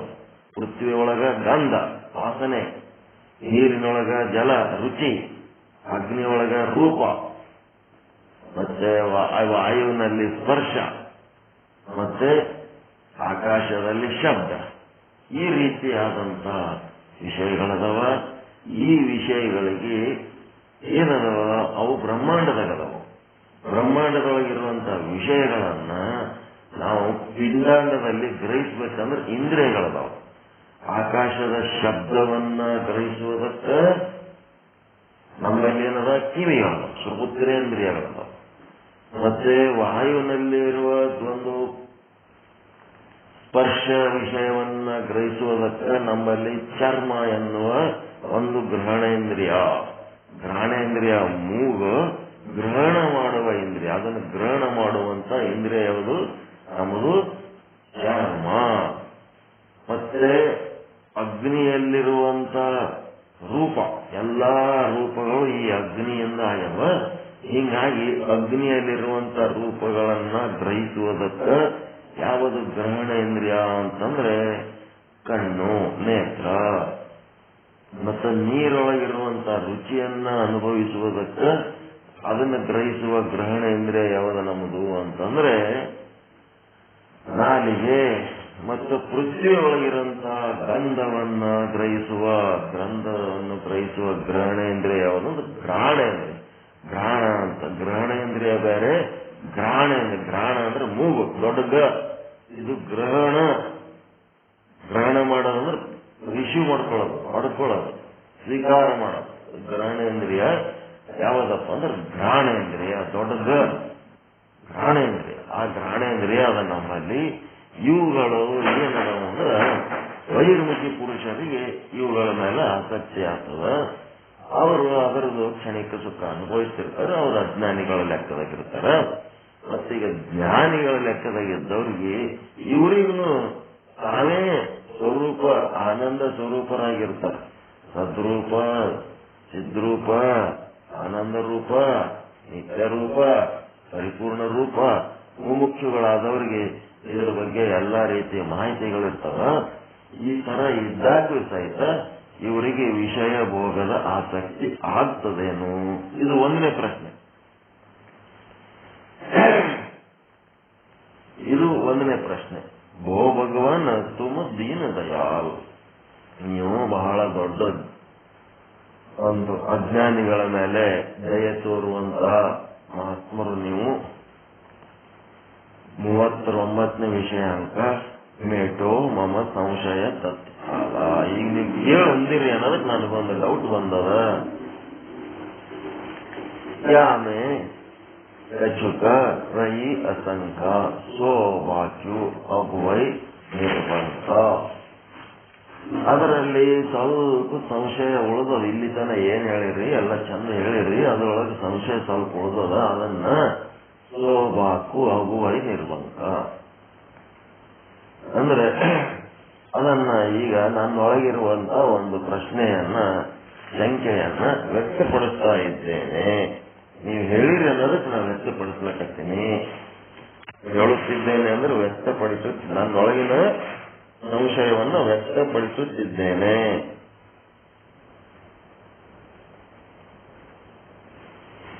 ಹೆಂಗ ನಿರ್ಬಂಧ ಅಂದ್ರೆ ವಿನಮ್ರವಾಗಿ ಮತ್ತು ನಿಸ್ಸಂಕೋಚವಾಗಿ. ವಿನಮ್ರವಾಗಿ ನಿಸ್ಸಂಕೋಚವಾಗಿ ಅದನ್ನು ವ್ಯಕ್ತಪಡಿಸ್ತಾ ಇದ್ದೀನಿ. 39ನೇ ದೋಹಾದು ಯಾರು ಹೇಳಕತ್ತಾರ? ಇದು ದೋಹಾ ತತ್ವದೃಷ್ಟಿ ಉತ್ತಮ ಅಧಿಕಾರಿ ಹೇಳಕತ್ತಾನ. 40ನೇ ಚೌಪಾಯಿ ಅಂದ್ರೆ 40ನೇ ದೋಹಾ ಏನ್ ಹೇಳ್ತದಂದ್ರ ಆತ್ಮ ವಿಮುಖ ಬುದ್ಧಿ ಅಜ್ಞಾನಿ. ನೋಡ್ರಿ, ಆತ್ಮ ವಿಮುಖ ಇದ್ದವ ಅಜ್ಞಾನಿ ಅದನ, ಅದು ಬೇಡ್ರಿ, ಅದು ಅಜ್ಞಾನಿ ಲೆಕ್ಕ. ತಾಕಿಯ ಸಾಬರೀತಿ ಬಕಾನಿ. ಅಂಥವರಿಗೆ ಬಾಹ್ಯ ವಿಷಯಗಳಲ್ಲಿ ಆನಂದ ಇದೆ ಅಂತ ಭಾವಿಸಿ ಆ ರೀತಿ ಅನುಭವಿಸ್ತಿರ್ತಾರ. ಅವರೆಲ್ಲ ಅಜ್ಞಾನಿಗಳಿರ್ತಾರ. ಗುಹೇಶ್ವರ ಲಿಂಗದಲ್ಲಿ ಅಲ್ಲಿ ಏನದ ಹೆಣದಲ್ಲಿ ಆ ವಿಷಯವೆಂಬ ಹೆಣದಲ್ಲಿ ಗುಹೇಶ್ವರ ಲಿಂಗ ಇಲ್ಲ ಕಾಣಿರೋ ಅಂತೇಳಿ ಅಲ್ಲ ಪ್ರಭು ಹೆಂಗ್ ಹೇಳ್ಯಾರ. ಅದು ವಿಷಯ ಸುತ್ತದಲ್ಲಿ ಗುಹೇಶ್ವರ ಲಿಂಗ ಇಲ್ಲ ಅಂದ್ರೆ ಆತ್ಮದ ಅನುಭೂತಿ ಇಲ್ಲ ಅಂತ ಹೇಳ್ಯಾರಲ್ಲ. ಹಂಗ ಅದು ಸರಿ ಆಯ್ತು. ಈಗೇನಪ್ಪಾ ಅಂದ್ರ ಜ್ಞಾನಿಗಣಕೋ ಕಹು ವಿಚಾರ. ಈಗ ನಮಗ ಅದು ನಾವು ಅದನ್ನು ದಾಟಿ ಬಂದೀವಿ. ನಮ್ಮ ಹತ್ರ ವಿಷಯಗಳು ಯಾವೂ ಇಲ್ಲ. ಈಗ ವಿಷಯಾಸಕ್ತಿಯನ್ನ ನಮ್ಮಲ್ಲಿ ಇಲ್ಲ, ಅದನ್ನು ತ್ಯಾಗ ಮಾಡಿ ಬಂದೀವಿ ನಾವು. ಓನ ತುಮ ಸಮ ಅವರ ಉದಾರ ಅಂತಂದ್ರೆ ನಿಮ್ಮ ಸಮಾನರಾದ ಉದಾರಿಗಳು ಬೇರೆ ಯಾರು ಇರುವುದಿಲ್ಲ ಅಂತೇಳಿ ಗುರುವನ್ನ ಅವರು ಪ್ರಶಂಸೆ ಮಾಡ್ತಾ ಇದ್ದಾರೆ. ಜ್ಞಾನಿ ಜನರಿಗೆ ಸಂಬಂಧಪಟ್ಟಂತ ವಿಚಾರ. ಈಗ ಆತ್ಮವನ್ನರಿತ ಆತ್ಮಸಮ್ಮುಖಿ ಜ್ಞಾನಿ ಜನರ ಆನಂದದ ವಿಚಾರವನ್ನು ಹೇಳ್ರಿ. ಬಹಳ ಅದ್ಭುತವಾದ ವಿಚಾರ ಇದು. ಇದು ಕೇಳಬೇಕಂತ ನಮಗೆ ಬಹಳ ಆಸಕ್ತಿ ಅದ. ನೀವು ಹೇಳ್ರಿ, ನಿಮ್ಮಕ್ಕಿಂತ ಉದಾರವಾಗಿ ಸರಳವಾಗಿ ತಿಳಿಯುವಂಗ ಹೇಳವ್ರೆ ಯಾರು ಇಲ್ಲ. ದಯವಿಟ್ಟು ಈ ರೀತಿ ಹೇಳ್ರಿ. ಉದಾರ ಅಂದ್ರೆ ವಿಶಾಲ ಹೃದಯದಿಂದ ಉದ್ಧಾರ ಆಗ್ಲಿ, ಚೆನ್ನಾಗಿರ್ಲಿ ಅಂತ ಯಾವುದೇ ಸ್ವಾರ್ಥ ಇರಲಾರ್ದೆ ಹೇಳಂತು. ಈ ಗುರುವಿನ ಸ್ಥಾನದಾಗ ಇದ್ದವ್ರಿಗೆ ಏನಾರ ಸ್ವಾರ್ಥ ಇತ್ತಂದ್ರೆ ದೊಡ್ಡ ಸಮಸ್ಯೆ ಆಗ್ಬಿಡುತ್ತೆ. ಜೀವನ ದೊಡ್ಡ ಸಮಸ್ಯೆ. ಅಂಥದ್ದೊಂದು ದೊಡ್ಡ ಸಮಸ್ಯೆ ನಿಶ್ಚಲ್ ದಾಸ್ಜಿ ಅವರು ಅನುಭವಿಸಿದರು. ಅಂಥದ್ದೊಂದು ಸಮಸ್ಯೆ ನಿಶ್ಚಲ್ ದಾಸ್ ಗುರು ಆದವನು ಆಟ ಹೇಳಿ ಶಿಷ್ಯ ಉದ್ಧಾರ ಆಗಲಿ ಅಂತ ಹೇಳ್ಬೇಕು. ಬಿಟ್ಟು ಅವ್ರಲಿಂತ ಏನಾರ ಅಪೇಕ್ಷೆ ಮಾಡ್ಬೇಕೇನು? ಏನೇನು ಅಪೇಕ್ಷೆ ಮಾಡಬಾರ್ದು. ಒಂದು ಪದ್ಧತಿ ಏನು? ಆಟ ಮುಗಿದ್ಮೇಲೆ ಗುರುವಿಗೆ ಒಂದು ದಕ್ಷಿಣೆ ಕೊಡಬೇಕು ಅಂತ ಒಂದು ಪದ್ಧತಿ. ಅದಕ್ಕೆ ಎಲ್ಲರೂ ದಕ್ಷಿಣೆ ಕೊಡ್ತಾರ. ನಾನು ದಕ್ಷಿಣೆ ಕೊಡ್ತೀನಿ, ನಂದು ವಿದ್ಯೆ ಎಲ್ಲ ಮುಗೀತು, ಓದೋದು ಮುಗೀತು, ಬರೆಯೋದು ಮುಗೀತು ಅಂತ ಅಂದಾಗ ಇಲ್ಲಿ ಗುರು ಆದವನು ದೊಡ್ಡ ನಾಟಕ ಇರ್ತದ್ರಿ. ಏನಿರ್ತದಂದ್ರ ಬ್ಯಾಡ ಬ್ಯಾಡ ಅನ್ನೋದ್ರಾಗೆ ದೊಡ್ಡ ನಾಟಕ ಇರ್ತದ. ಇದ್ದೋರಿ ಹತ್ತೋರಿ ಇದು ಮಾಡೋದು, ಅದು ಬೇಡ ಇದು ಬೇಡ ಇದು ಬೇಡ ಅದು ಬೇಡ, ಅದು ಎಲ್ಲರಿಗಿಂತ ಮೀರಿದ್ದು ಅವ ಏನೋ ಒಂದು ಅಲ್ಲಿ ಅಪೇಕ್ಷೆ ಇಟ್ಕೊಂಡು ಕೂತಿರ್ತಾನೆ. ಅದು ಬೇಕಾಗಿಲ್ಲ, ನಮಗಿದು ಬೇಕು ಅಂತ ಹಿಂಗ ಅಪೇಕ್ಷೆ ಇಟ್ಕೊಂಡು ಕೂತಿರ್ತಾನೆ. ಹಿಂಗಾಗಿ ಏನಾಗ್ಯದ ಇವನಿಗೆ ಅಪೇಕ್ಷೆ. ನಿಶ್ಚಲದಾಸರ ಗುರು, ಕಾಶಿ ಪಂಡಿತರು, ಅವರು ದೊಡ್ಡ ಬ್ರಾಹ್ಮಣರು, ಸಂಸ್ಕೃತ ಪಂಡಿತರು ಎಲ್ಲ ಸಂಸ್ಕೃತ ಕಲ್ಚಾರ 27 ಲಕ್ಷ ಶ್ಲೋಕಗಳ ಅರ್ಥಗಳನ್ನ ನಿರರ್ಗಳವಾಗಿ ಹೇಳುವಂಗ ಸಂಗ್ರಹ ಮಾಡಿ ಏನೆಲ್ಲ ಕಲಿಸಿದ ಗುರು ಕಾಣಿಕೆ ತಗೋರಪ್ಪ, ನಮಗೆ ಬಿಡ್ರಿ, ನಾವು ಹೊರಗೆ ಹೋಗಿ ಇನ್ನೊಂದ್ ಸ್ವಲ್ಪ 4 ಜನರಿಗೆ ಇದು ತತ್ವದ ಆನಂದ ತಿಳಿಸ್ಬೇಕು ಅನ್ಸ್ಬೇಕತ್ತದ, ನಾವ್ ಇಲ್ಲೇ ಇದೆ ಅನ್ಕೋತ ದಿನ ಕುಂದ್ರಮು, ಇಲ್ಲಿ ಸಾಧನೆ ಮುಗಿದದ ಅನ್ನೋತ್ನಾಗ ಅವಾಗ ನಿನ್ ಕಾಣಿಕೆ ನನಗೆ ಬೇಕಾಗಿಲ್ಲ, ಮತ್ತೆ ಏನಾರ ಕೊಡ್ಬೇಕಲ್ಲ, ಹೆಂಗ್ ಮಾಡೋದು, ನನ್ನ ಮಗಳ ಮದುವೆ ಮಾಡ್ಕೊ ಅಂತ, ನನ್ನ ಮಗಳ ಮದುವೆ ಮಾಡ್ಕೊ ನೀನು ಅಂತ. ಎಲ್ಲ ವಿಷಯಾಸಕ್ತಿ ದಾಟಿ ಹೋಗಿ ಆನಂದ ಸ್ವರೂಪನಾದಂಥವನಿಗೆ ಮತ್ತ ಒಳ್ಳೆ ಮಗಳು ಕಲಿಸಿದ್ದು ಶಾಸ್ತ್ರ. ನಿಶ್ಚಲದಾಸರ ಗುರು ಅವನಿಗೆ ಸಿದ್ಧ ಪುರುಷ ಅಂತೀರ, ಸಾಧಕ ಅಂತೀರ, ಏನಂತೀರ? ಪ್ರಸಿದ್ಧ ಪುರುಷ ಅಂತೀರ, ಏನನ್ಬೇಕು? ಅವನು ಶಾಸ್ತ್ರಿ ಅಷ್ಟೇ. ಅವನು ಶಾಸ್ತ್ರ ಹೇಳ್ತಿರ್ತಾನಷ್ಟೇ. ಶಾಸ್ತ್ರದ ಅರ್ಥ, ಪ್ರಶ್ನೆ, ಉತ್ತರ, ಏನೆಲ್ಲ ತರ್ಕ ಎಲ್ಲ ನಡೆದಿರ್ತದ. ಆದ್ರ ಯಾವನಿಗೆ ತನ್ನ ವಿದ್ಯೆ ತನಗೆ ಆನಂದ ಕೊಟ್ಟಿತ್ತು ಅಂತಂದ್ರ ಈ ರೀತಿ ವರ್ತನೆ ಮಾಡ್ತಿರ್ಲಿಲ್ಲ. ಶಾಸ್ತ್ರಿ ಅಷ್ಟೇ. ಆ ಶಾಸ್ತ್ರದ ಆನಂದ ಆ ಪ್ರಶ್ನೆ ಒಳಗೆ ಉಳಿದ್ಬಿಡ್ತದ. ಶಾಸ್ತ್ರದ ಒಳಗಿರುವಂತಹ ಶಬ್ದಾರ್ಥಗಳು ಪ್ರಶ್ನೆ ಆ ಪುಸ್ತಕದಾಗೆ ಇಟ್ಟಿರ್ತಾರ. ಅವ್ರು ತಮ್ಮ ತಲೆಯಾಗಿ ಹೋಗಿಸ್ಕೊಂಡಿರಂಗಿಲ್ಲ. ಅವರು ಶಾಸ್ತ್ರಿಗಳದು ಶಾಸ್ತ್ರದ ಅಭಿಮಾನ. ಎಲ್ಲರಿಗೆ ಒಬ್ಬೊಬ್ಬರಿಗೆ ಒಂದೊಂದು ಅಭಿಮಾನ. ಶಾಸ್ತ್ರಿಗೆ ಶಾಸ್ತ್ರದ ಅಭಿಮಾನ. ಮೂರ್ಖನಿಗೆ ಅದರ ಅಭಿಮಾನ. ಮೂರ್ಖನಿಗೆ ಒಂದು ಅಭಿಮಾನ ಇರ್ತದೆ. ಏನಂತ? ತನ್ನ ಬುದ್ಧಿ ಅಭಿಮಾನ. ತನ್ನ ಬುದ್ಧಿಯೊಳಗೆ ಏನ್ ನಡೆದದ ಅದರಂಗೇ ನಡಿಬೇಕು. ನನ್ನ ಬುದ್ಧಿನೇ ಶ್ರೇಷ್ಠ, ನನ್ನ ತಲೆಯಾಗಿ ಬಂದಿದೆ ಗ್ರೇಟ್, ಹಿಂಗೆ ಆಗ್ಬೇಕಂತನಲ್ಲ, ಅದು ಮೂರ್ಖನ ಅಭಿಮಾನ. ಮೂರ್ಖಗೆ ಎದರ ಅಭಿಮಾನ ಇರ್ತದೆ ಹೇಳ್ರಿ? ಮೂರ್ಖನಿಗೆ ಬೇರೆ ಯಾವ ಶಾಸ್ತ್ರ ಮೇಲೆ ನಿಷ್ಠೆ ಇಲ್ಲ, ಗುರುವಿನ ಮೇಲೆ ನಿಷ್ಠೆ ಇಲ್ಲ, ಮತ್ತೆ ಸಾಧು ಸಜ್ಜನರ ಮೇಲೆ ನಿಷ್ಠೆ ಇಲ್ಲ, ತಂದೆ ತಾಯಿಗಳ ಮೇಲೆ ನಿಷ್ಠೆ ಇಲ್ಲ, ಹಿತೈಷಿಗಳ ಮೇಲೆ ನಿಷ್ಠೆ ಇಲ್ಲ. ಅವನಿಗೆ ಎದರ ಮೇಲೆ ನಿಷ್ಠೆ ಅಂತಂದ್ರೆ ತನ್ನ ಬುದ್ಧಿ ಮೇಲೆ ನಿಷ್ಠೆ. ಅದು ಮೂರ್ಖನ ಲಕ್ಷಣ. ಅವನಿಗೆ ತನಗೇನು ತಿಳಿಯಂಗನೂ ಇಲ್ಲ, ಇನ್ನೊಬ್ಬರು ಹೇಳಿದ್ದು ಕೇಳಂಗನೂ ಇಲ್ಲ. ಈಗ ಒಬ್ಬೊಬ್ರಿಗೆ ಒಂದೊಂದ್ರ ಮೇಲೆ ನಿಷ್ಠೆ.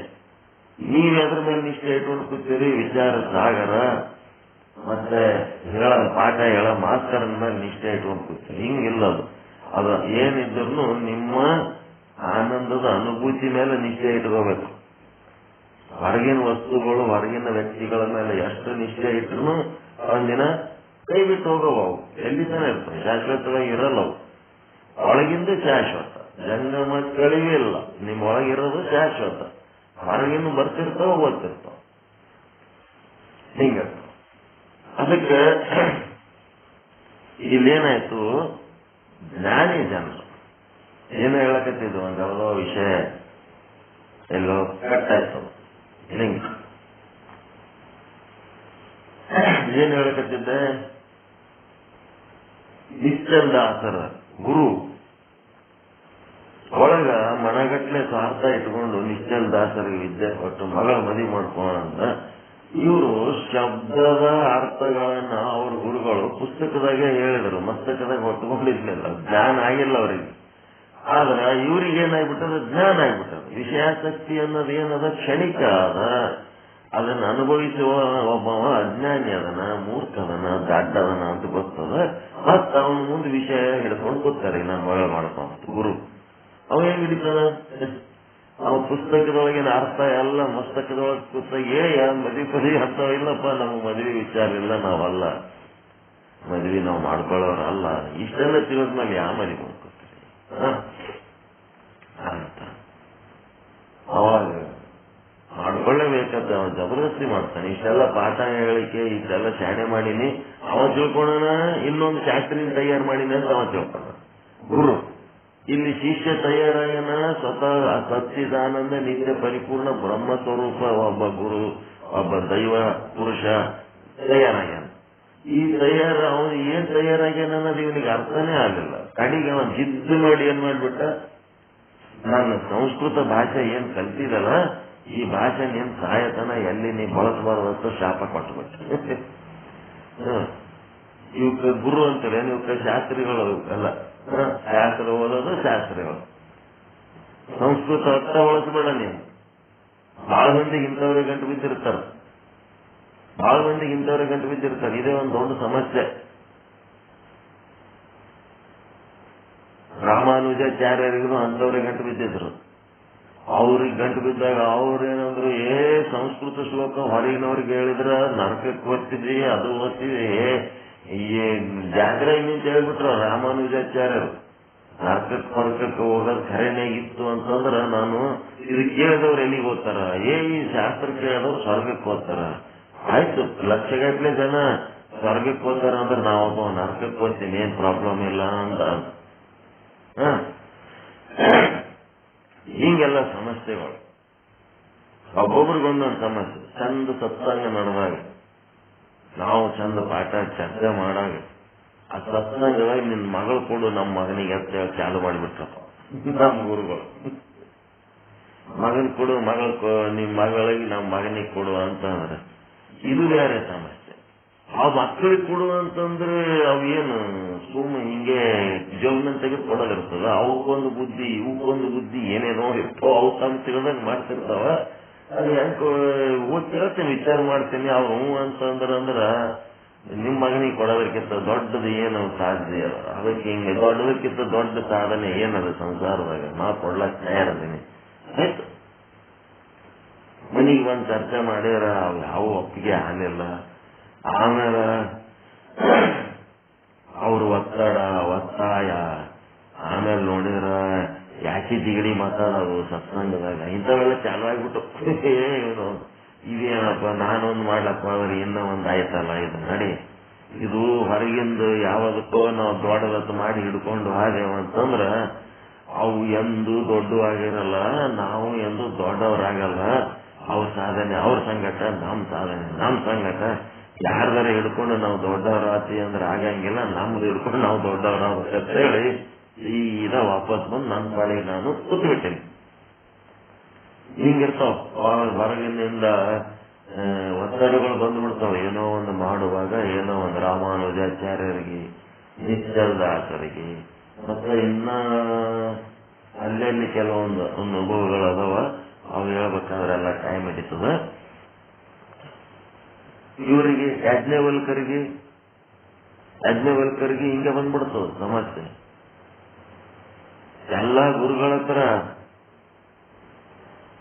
ಏನು ವಿದ್ಯೆ ಕಲ್ತಿರ್ತಾರ, ಆ ಗುರುಗಳೊಂದು ಇಂಥದೇ ಒಂದೇನೋ ಡಿಮ್ಯಾಂಡ್ ಇಟ್ಬಿಡ್ತಾರ. ಇವಾಗ ಕೇಳಂಗಿಲ್ಲ, ಸಿದ್ಧ ಪುರುಷ ಇರ್ತಾನ. ಇಲ್ಲ ಅಂತಂದ್ರ ನನ್ನ ಶಾಸ್ತ್ರ ಏನ್ ಕಲ್ತೀವಿ ಎಲ್ಲ ವಾಪಸ್ ಹಾಕ್ಬಿಡ್ಬೇಕಂತಾರ. ಆ ಕಡೆ ನಿಶ್ಚಲದಾಸರು ಸಂಸ್ಕೃತ ಬಳಸಲಿಲ್ಲ. ಯಾಕ? ಗುರುವಿನ ಶಾಪ. ಹಿಂದಿದಾಗ ಬರ್ಬೋದ್ರ ಅವರು. ಹಿಂದಿ ಬರೆದ್ರೆ ಏನ್ ತಪ್ಪಾಗ್ಯದ? ಮುಂದೆ ನಮ್ಮಂತವ್ರಿಗೆ ಅವ್ರ ಗುರು ಕೊಟ್ಟ ಶಾಪ ನಮ್ಮಂತವ್ರಿಗೆ ಉಪಯೋಗ ಆಯ್ತು. ಅವ್ರು ಸಂಸ್ಕೃತದಾಗ ಬರೆದಿಟ್ಟಿದ್ರೆ ಅಂದ್ರೆ ನಮಗೆ ಅಂತ ಹೇಳ್ತಿತ್ತು. ಶಂಕರಾಚಾರ್ಯರ ಸಾಹಿತ್ಯದಗತ್ಲೆ ದೂರ ಇರ್ತಿತ್ತು. ಇವತ್ತಿಗೆ ಶಂಕರಾಚಾರ್ಯರ ಪೂರ್ತಿ ಅರ್ಥ ಮಾಡ್ಕೊಳಕ್ ಯಾರಿಂದ ಆಗಿಲ್ಲ. ಸುಮ್ಮನೆ ಭಜನೆ ಮಾಡ್ತಾರೆ ಎಲ್ಲವರು. ಶಂಕರಾಚಾರ್ಯರ ಹೆಸರು ಮೇಲೆ ಕೂತು ಒಂದೇ ತರ ಡ್ರೆಸ್ ಹಾಕೊಂಡು ಅವ್ರ ತತ್ವಜ್ಞಾನ ಇನ್ನ ಯಾರ ತಲೆಗೆ ಹೋಗಿಲ್ಲ. ಯಾಕೆ? ಸಂಸ್ಕೃತದಾಗ ನಮ್ಗೆ ಸಂಸ್ಕೃತ ಬರಲ್ಲ. ಕೇವಲ ಅವ್ರ ಪೀಠಾಧಿಪತಿಗಳು ಏನದ ಅವರು ಮತ್ತು ಅವ್ರ ಸಾಧಕರಿಗಷ್ಟೇ ಅದು ತಲೆಗೆ ಹೋಗ್ತು. ಉಳಿದವ್ರು ಜನಸಾಮಾನ್ಯರು ಎಲ್ಲ ಏನೂ ಇಲ್ಲ. ಅವ್ರು ಸುಮ್ಮ ಒಂದು ಜಾತಿ ಮಾಡಿಬಿಟ್ರು ಶಂಕರಾಚಾರ್ಯನ ಹೆಸರನ್ನ ಅಷ್ಟೇ. ಹಾಗ ಇಲ್ಲಿ ಯಾಜ್ಞವಲ್ಕ್ಯಗೂ ಈ ರೀತಿ ಸಮಸ್ಯೆ ಬರ್ತದ. ಅವ್ರ ಗುರುಗಳ ಹತ್ರ ವ್ಯತ್ಯಾಸ ಬಂದಾಗ ನನ್ನ ಶಾಸ್ತ್ರ ಎಲ್ಲ ವಾಪಸ್ ವಮನ ಮಾಡು ಅಂದ್ರೆ ವಾಪಸ್ ಕೊಟ್ಬಿಡು, ವಾಂತಿ ಮಾಡು ಅಂತ. ವಾಪಸ್ ಕೊಟ್ಟು ಬಿಡು ಅಂದ ಕೂಡ್ಲೇನೆ ಒಂದು ಮುಹೂರ್ತ ನೋಡಿ ಗುರುವಿನ ಮುಂದೆ ಕೂತು ಏನ್ ಕಲ್ತಾನ ಎಲ್ಲ ಶಾಸ್ತ್ರವನ್ನ ವಮನ ಮಾಡಿಬಿಡ್ತೇನೆ ವಾಪಸ್. ಆ ವಾಕ್ಯಗಳನ್ನ ಮತ್ತೆ ನಾನು ಬಳಸಂಗಿಲ್ಲ, ಆ ವಿಚಾರಗಳನ್ನ ನನ್ನ ಜೀವನ ಬೇಕಾಗಿಲ್ಲ ನನಗೆ. ಈ ಸ್ವಾರ್ಥದ ವಿದ್ಯೆ ಕಲ್ಪಂತ ಗುರು, ಆ ಗುರು ಕೊಟ್ಟಂತ ಒಂದು ಸೂಚನೆ ಪಾಲನೆ ಮಾಡೋದು ಬೇಕಾಗಿಲ್ಲ. ನಾವು ಬ್ರಹ್ಮಜ್ಞಾನಿಗಳು ಬ್ರಹ್ಮದ ಆನಂದಕ್ಕಾಗಿ ಬಂದವರು ಅಂತೇಳಿ ಎಲ್ಲ ವಮನ ಮಾಡ್ತಾನೆ. ಗೊತ್ತದ ಎಲ್ಲ ಇದೆ ನಿಮಗೆ. ಅವ ವಮನ ಮಾಡೋ ಟೈಮ್ನೊಳಗ ಆ ಗುರುವಿನ ಶಿಷ್ಯರು ಏನ್ ಮಾಡಿರ್ತಾರ ಅಂತಂದ್ರ ಸುತ್ತಮುತ್ತ ಕೂತು ಅವ ಹೇಳಿದ್ದು ಬರ್ಕೊಳ್ಳೋದು, ಅವ ಹೇಳಿದ್ದು ಕೇಳಿದ್ದು ಎಲ್ಲ ಒಟ್ಟು ಕೂಡಿಸಿ ಇವರು ಆ ವಿಚಾರಗಳನ್ನ ಸಂಗ್ರಹ ಮಾಡ್ತಾರ. ವಾಪಸ್ ಹಾಕಿದ್ದು ಯಾರು ಯಾಜ್ಞವಲ್ಕ್ಯ ವಾಪಸ್ ಬಿಕ್ಸ್ ಹಾಕಿದ್ದು ಅವ್ರು ಸಂಗ್ರಹ ಮಾಡ್ಕೊತಾರ. ಆ ಸಂಗ್ರಹ ಮಾಡಿದಾಗ ಅವ್ರು ಹೆಂಗ್ ಬಡದಾಡ್ತಿದ್ರು ಆ ಶಿಷ್ಯರಂತಂದ್ರೆ ಹಕ್ಕಿಗಳು ಕಾಳ ನುಂಗಬೇಕಾದ್ರೆ ಹೆಂಗ ಕಾಳ ಸಿಕ್ಕರೆ ಹಕ್ಕಿಗಳು ಖುಷಿಯಾಗಿ ಕಾಳ ನುಂಗುತ್ತಿರ್ತಾವ, ಹಂಗ ಚಿತ್ತಿರಿ ಅಂತಂದ್ರ ಹಕ್ಕಿಗಳು ಕಾಳ ಸಿಕ್ಕರೆ ಹೆಂಗ ಖುಷಿಲಿಂದ ಅದ್ರೊಳಗೆ ಅವು ಕಾಳ ನುಂಗಿ ಖುಷಿ ಪಡ್ತಾವ. ಹಂಗ ಚಿತ್ತಿರಿಗಳು ಅಂದ್ರೆ ಹಕ್ಕಿಗಳು. ಆ ಹಕ್ಕಿಗಳು ತಾವು ಸಂಗ್ರಹಿಸಿದ ಜ್ಞಾನವನ್ನ ಒಂದು ಉಪನಿಷತ್ತು ಮಾಡಿದ್ರು. ಅದೇ ತೈತ್ತರೀಯ ಉಪನಿಷತ್ತು. ಯಾಜ್ಞವಲ್ಕ್ಯಂದೇ ವಿಚಾರ ಹೊರಗೆ ಹಾಕಿದ್ದು ಗುರುವಿಗೆ ವಾಪಸ್ ವಮನ ಮಾಡಿದ ವಿಚಾರಗಳನ್ನೇ ಸಂಗ್ರಹ ಮಾಡಿ ತೈತ್ತರೀಯ ಉಪನಿಷತ್ತು ಮಾಡ್ತಾರ. ಗುರುವಿನ ಆಶ್ರಮದಿಂದ ಹೊರಗೆ ಬರ್ತಾರ. ಹೊರಗೆ ಬಂದ್ಮೇಲೆ ಅವಾಗ ಇವರು ತಮ್ಮದೇ ಆದಂತ ಸ್ವಂತ ವಿಚಾರಗಳನ್ನ ಹೇಳ್ಕೊತ ಹೋಗ್ತಾರೆ. ಆವಾಗ ಮೈತ್ರಾಯಣಿ ದೇವಿ ಸಿಗ್ತಾಳ. ಮುಂದೆಲ್ಲ ತ್ಯಾಗ ಮಾಡಿ ಹೋಗಿ ಅವ್ರು ಬೃಹದಾರಣ್ಯಕ್ಕೆ ಉಪನಿಷತ್ ಮಾಡ್ತಾರ. ಯಾಜ್ಞವಲ್ಕ್ಯ ಮಹಾತ್ಮರ ವಿಚಾರ ಬೇರೆ. ಈಗ ಇಲ್ಲೇನಾಗ್ಯದ, ಯಾರ್ಯಾರಿಗೆ ಏನೇನೋ ಸಮಸ್ಯೆಗಳು ಬಂದ್ಬಿಡ್ತಾವ. ಜ್ಞಾನಕ್ಕ ಯಾಕೆ ಬರ್ತಾವ ಅಂತಂದ್ರ ಅದು ಒಂದು ಪರೀಕ್ಷೆ ಇರ್ತದೆ ಅವ್ರಿಗೆ. ಆ ಒಂದು ಪರೀಕ್ಷೆಯಿಂದ ಪಾಸ್ ಆಗ್ಬಿಡ್ತಾವ. ಒಂದು ಬಂದ್ಬಿಡ್ತದೆ, ಯಾವುದೇ ಒಂದು ಲೌಕಿಕ ಪ್ರಲೋಭನೆ ಬಂದ್ಬಿಡ್ತದೆ. ಬರೀ ಹೊರಗಿಂದ ಬರಂಗಿಲ್ಲ, ಅದು ಒಳಗಿಂದ ಬರ್ತದ, ಒಳಗಿಂದ ಬರ್ತಿರ್ತದ.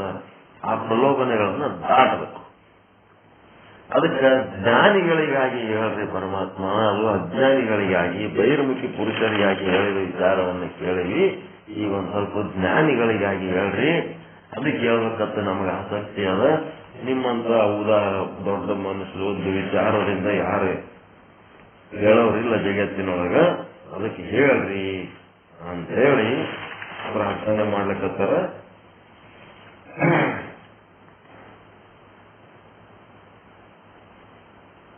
ಹೇ ಭಗವಂತನೇ, ಟೀಕೆ 161ನೇ ಟೀಕೆ, ಪೇಜ್ ನಂಬರ್ ಎಲ್ಲಿ ಬರ್ತದ ನೋಡ್ರಿ, ಅದು 161ನೇ ಟೀಕೆ. ಪೇಜ್ ನಂಬರ್ ಏನದ ರೀ? ಬುಕ್ ಓಪನ್ ಮಾಡಿ ಇಟ್ಕೊಂಡು ಕೂತೀರಾ? ಇಲ್ಲ,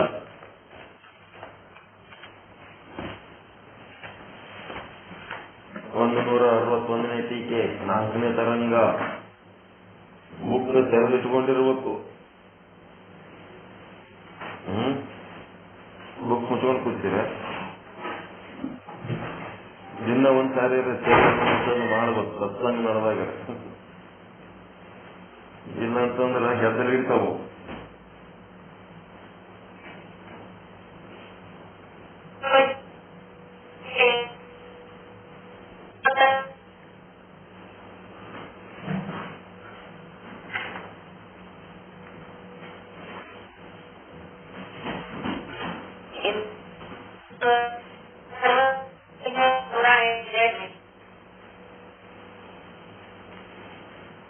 ನೀವು ಹೇಳೋದು, ನೀವು ಮೊಬೈಲ್ ಹಿಡ್ಕೊಳ್ಳೋದು ನಿಮಗೆ ಚಂದ ಕಾಣ್ಬೇಕಪ್ಪ. ಅದರಿಂದ ಏನು ಕೇಳ್ಸಲ್ಲ ಅಂತೇಳಿ ಎಲ್ಲ ಗೊತ್ತದ. ಹೆಂಗ್ ಹಿಡ್ಕೋಬೇಕು ಮೊಬೈಲ್, ಹೆಂಗ್ ಮಾಡ್ಬೇಕು. 161ನೇ ಟೀಕೆ, ಪೇಜ್ ನಂಬರ್. ಇದು ಯಾಕೆ ಎಕ್ಸರ್ಸೈಸ್ ಮಾಡಿಸ್ತೀನಿ ನಿಮಗಂತಂದ್ರೆ ಬುಕ್ ಇರ್ಲಿ ಅನ್ನೋದು ಗೊತ್ತಾಗ್ಲಿ ನಿಮ್ಗ ಒಂದ್ ಸ್ವಲ್ಪ.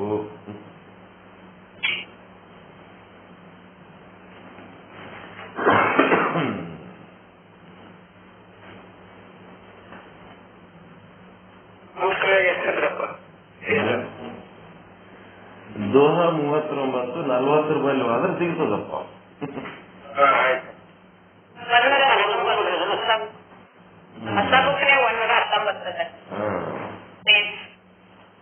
ಕೀಲಿ ಕೊಟ್ರೆ ಚಾಲಿ ಕೊಟ್ರೆ ತೆಗಿತಾರೆ.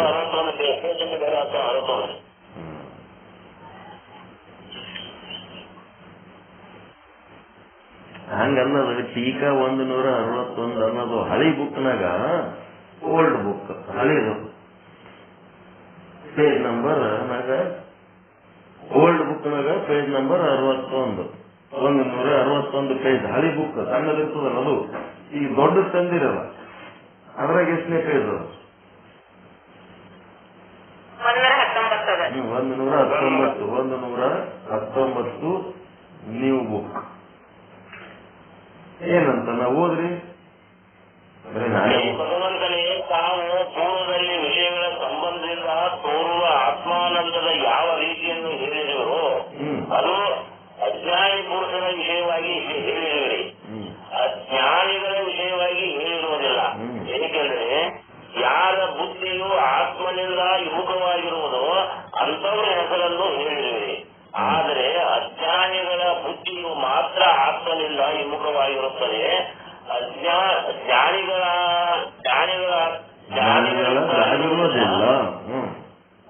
ಆದ್ದರಿಂದ ತಾವು ಈಗ ಜ್ಞಾನಿಗಳ ವಿಚಾರವನ್ನು ಹೇಳಿದೆ. ಜ್ಞಾನಿಗಳಿಗೆ ವಿಷಯದ ಇಚ್ಛೆಯು ಮತ್ತು ಅದರ ಸಂಬಂಧಿಸಿದ ಪೂರ್ಣ ರೀತಿಯಂತೆ ಸುಖವು ತೋರುತ್ತದೆಯೋ ಅಥವಾ ಇಲ್ಲವೋ ಈ ವಿಷಯವನ್ನು ತಾವು ಹೇಳಬೇಕು. ಈ ಇರೋ ಸಮಸ್ಯೆ ಮುಂದೇನದ ಇದ್ರೊಳಗ ಜ್ಞಾನಿಗಳಿಗೆ ವಿಷಯದ ಇಚ್ಛೆ ಆಗ್ತದ ಇಲ್ಲ. ತಾನೇ ಆನಂದ ಸ್ವರೂಪ ಇದ್ಮೇಲೆ ವಿಷಯದ ಇಚ್ಛೆ ಎದಕ್ಕೆ ಆಗ್ತದ? ಸುಖ ಅನುಭವಿಸ್ಬೇಕು, ಆನಂದ ಅನುಭವಿಸ್ಬೇಕು ಅಂತ ಅನಿಸ್ತದ. ಅದ್ರ ಸಲುವಾಗಿ ಮತ್ತೆ ಜ್ಞಾನಿಗಳಿಗೆ ಹಿಂಗ ಆಗ್ತದ ಏನೋ. ಮತ್ತೆ ಜ್ಞಾನಿಗಳು ವಿಷಯ ಭೋಗ ಮಾಡಿದರೆ ಏನಾಗ್ತದ? ಅಜ್ಞಾನಿ ವಿಷಯ ಭೋಗ ಮಾಡಿದ್ರೆ ಏನೋ ಒಂದು ಘನಕಾರ್ಯ ಮಾಡಿದಂಗ ಅವನಿಗೆ ಖುಷಿ ಆಗ್ತದ. ಆದ್ರೆ ಜ್ಞಾನಿ ಪುರುಷನಿಗೆ ಸಹಿತ ವಿಷಯ ಭೋಗ ಮಾಡಿದ್ರ ಅವನಿಗೂ ಆ ರೀತಿ ಒಂದು ಭಾರಿ ಆನಂದ ಅನುಭವಿಸ್ತಾನ ಏನೋ. ಯಾಕಂದ್ರೆ ತಾನೇ ಆನಂದ ಸ್ವರೂಪ ಇದ್ದಾಗ ಮತ್ತೆ ಈ ರೀತಿನೂ ಆಗ್ತದೇನೋ. ಸ್ವೀಟ್ ಅಂಗಡಿ ಮಾಲಕನಿಗೆ ಒಯ್ದು ನಾವು ಒಂದು ಪೇಡ ತಿನ್ಬೇಕಂತ ಅವನಿಗೆ ಆಸೆ ಆಗ್ತದೇನೋ. ಮತ್ತೆ ಆಸೆ ಆದ್ಮೇಲೆ ಅವ ಪೇಡ ತಿಂದ ಮೇಲೆ ಮತ್ತೆ ಸ್ಪೆಷಲ್ ಸುಖ ಅನಿಸ್ತದೆ. ಅದ್ರಾಗೆ ಮುಳುಗಿರ್ತಾನ ನಾವು.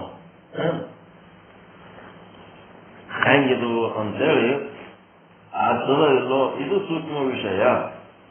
ಅದಕ್ಕೆ ಆತ್ಮ ವಿಮುಖವು 2 ಪ್ರಕಾರವಾಗಿರುತ್ತದೆ.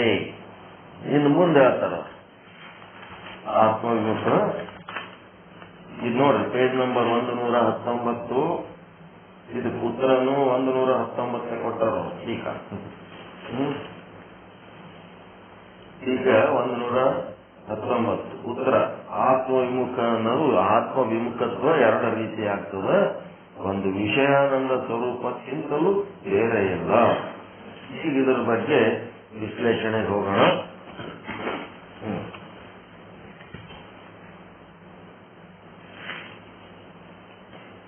ಆತ್ಮವಿಮುಖವು 2 ಪ್ರಕಾರವಾಗಿರುತ್ತದೆ. ಒಂದು ವಿಷಯಕ್ಕಿಂತ ಬೇರೆ ಇಲ್ಲ. ಇಲ್ಲಿಗೆ ಬಂದ ಮೇಲೆ ಈಗ ಏನ್ ಮಾಡ್ಯಾರ? ನಿನ್ನೆ ಏನ್ ಹೇಳಿದ್ದೆ? ಇಲ್ಲಿಗೆ ತಂದಿದ್ದಕ್ಕೆ ಮುಂದೇನು ಹೇಳಿದ್ದೆ? ಇದಕ್ಕ ಇಲ್ಲಿ ತನ ಏನ್ ಹೇಳಿವಿ ಅದರದು ಸಂಪೂರ್ಣ ರಿವಿಷನ್.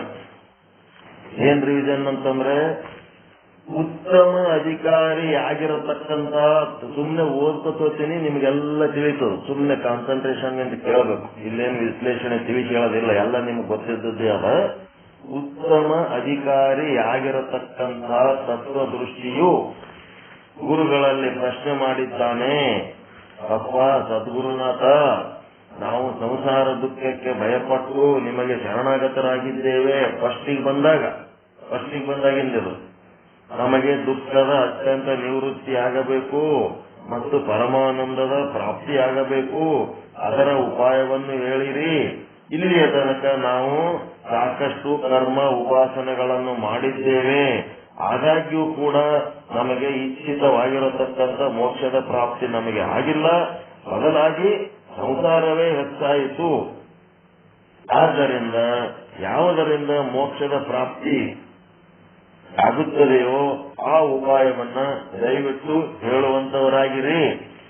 ಗೊತ್ತಿದ್ದೆ ಮತ್ತೆ ಓದ್ತಿರಲ್ಲ ಅಂತ ಬೇಸರ ಮಾಡ್ಕೋಬೇಡ್ರಿ.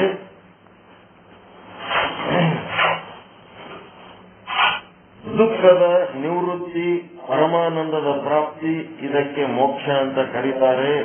ಶಾಸ್ತ್ರದಲ್ಲಿ ಮೋಕ್ಷದ ಮಾರ್ಗ ಯಾವುದು ಅಂತ ಕೇಳಿದರೆ ಜೀವ ಬ್ರಹ್ಮರ ಅಭೇದ ರೂಪವಾದ ಜ್ಞಾನವೇ ಮೋಕ್ಷದ ಸಾಧನ ಅಂತ ಹೇಳಿಕೊಂಡು ಬಂದಿದ್ದಾರೆ.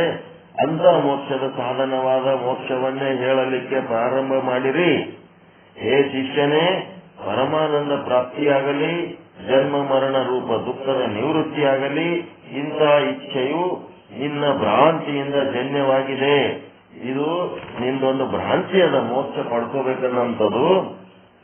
ಅದಕ್ಕೆ ಶಿಷ್ಯ ಕೇಳ್ತಾನ, ಯಾಕ್ರಿ ಎಲ್ಲರೂ ಮೋಕ್ಷ ಬೇಕಂತಾರ, ನನ್ನ ಮೋಕ್ಷಕ್ಕೆ ಯಾಕೆ ಭ್ರಾಂತಿ ಅಂತೀರಿ ನೀವು ಅಂದಾಗ, ನೀನು ಪರಮಾನಂದ ಸ್ವರೂಪನೇ ಇದ್ದೀಯಾ, ಏನಾಗಬೇಕಂತೀರಿ ಅದು ನಿನಗೆ ಮೊದಲೇ ಅದ. ನಿನ್ನ ಹತ್ರ ಯಾವ ವಸ್ತು ಅಪ್ರಾಪ್ತ ಇರುತ್ತದೆಯೋ ಅದರ ಪ್ರಾಪ್ತಿ ರೂಪ ಸಂಭವಿಸುತ್ತದೆ. ಆದರೆ ನೀನು ಪರಮಾನಂದ ಸ್ವರೂಪನೇ ಇರುವಿ ಮತ್ತು ಪರಮಾನಂದ ಪ್ರಾಪ್ತಿ ಮಾಡಿಕೊಳ್ಳಬೇಕೆಂದು ಬಯಸುತ್ತಿರುವೆಯಲ್ಲ, ಇದೇ ಭ್ರಾಂತಿಯಲ್ಲವೇ? ಮತ್ತಿನ್ನೇನು? ಇನ್ನು ಜನನ ರೂಪ, ಜೀವನ ರೂಪ, ಮರಣ ರೂಪ, ದುಃಖ, ಸಂಸಾರ ಅವೆಲ್ಲ ನಿನ್ನಲ್ಲಿ ಇಲ್ಲವೇ ಇಲ್ಲ. ನಿನ್ನಲ್ಲಿ ಅಂದ್ರೆ ಲಕ್ಷಾರ್ಥವಾದ ಆತ್ಮನಲ್ಲಿ. ನಿನ್ನಲ್ಲಿ ಅಂತಂದ್ರ ನೀನು ದೇಹಾಭಿಮಾನಿಯಾದ ಜೀವನ ಆಗಿರುವ ಕಾರಣ ನಿನ್ನಲ್ಲಿ ಕಾಣಕ,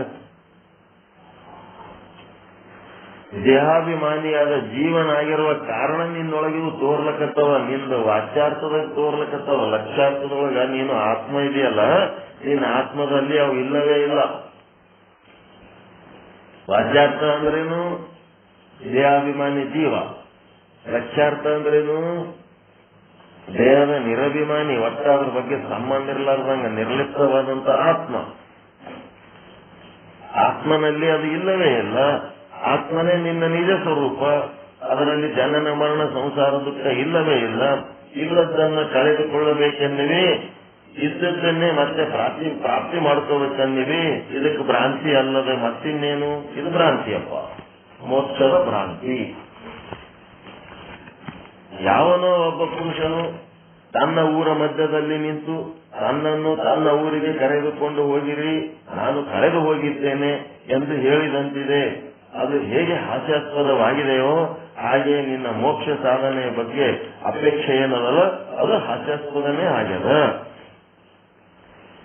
ನೀನು ಸುಖ ಸ್ವರೂಪನೇ ಆಗಿದ್ದು ಸುಖದ ಪ್ರಾಪ್ತಿ ಮಾಡಿಕೊಳ್ಳಬೇಕೆಂಬುದು ಕೂಡ ಹಾಸ್ಯಾಸ್ಪದವಾಗಿ ಭ್ರಾಂತಿಯಾಗಿದೆ. ಇನ್ನು ದುಃಖದ ನಿವೃತ್ತಿ ಇಲ್ಲವೇ ಇಲ್ಲ. ಇರತಕ್ಕಂತ ದುಃಖದ ನಿವೃತ್ತಿ ಮಾಡುವ ಸಮಸ್ಯೆಯೇ ಇಲ್ಲ. ಬಂಜೆಯ ಮಗ ಅಂದ್ರೆ ಒಂದೇ ಪುತ್ರ ನನ್ನನ್ನು ಬಹಳ ಕಾಡುತ್ತಿದ್ದಾನೆ, ಅವನನ್ನ ಕೊಲ್ಲರಿ ಅಂತ ಹೇಳಿದರೆ ಹೇಗೆ ಹಾಸ್ಯಾಸ್ಪದವಾಗುತ್ತದೆಯೋ ಹಾಗೆ ಭ್ರಾಂತಿಯಾಗುತ್ತದೆಯೋ ಹಾಗೆ ದುಃಖದ ನಿವೃತ್ತಿ ಕೂಡ ಭ್ರಾಂತಿಯಾಗಿದೆ. ಅಲ್ಲಿ ಬಂಜೆ ಮಗನೇ ಇಲ್ಲ, ಅವ ಹೆಂಗ್ ಕಾಡ್ತಾನ? ಅವನಿಗೆ ಕೊಲ್ತೀರಿ ಹಂಗ? ಇಲ್ಲದ್ದು ಜೀವಂತಿದ್ದನ್ನು ಕೊಲ್ಬಹುದು, ಸತ್ತದ ಇಲ್ಲದನ್ನ ಹೆಂಗ್ ಕೊಲ್ತೀರಿ?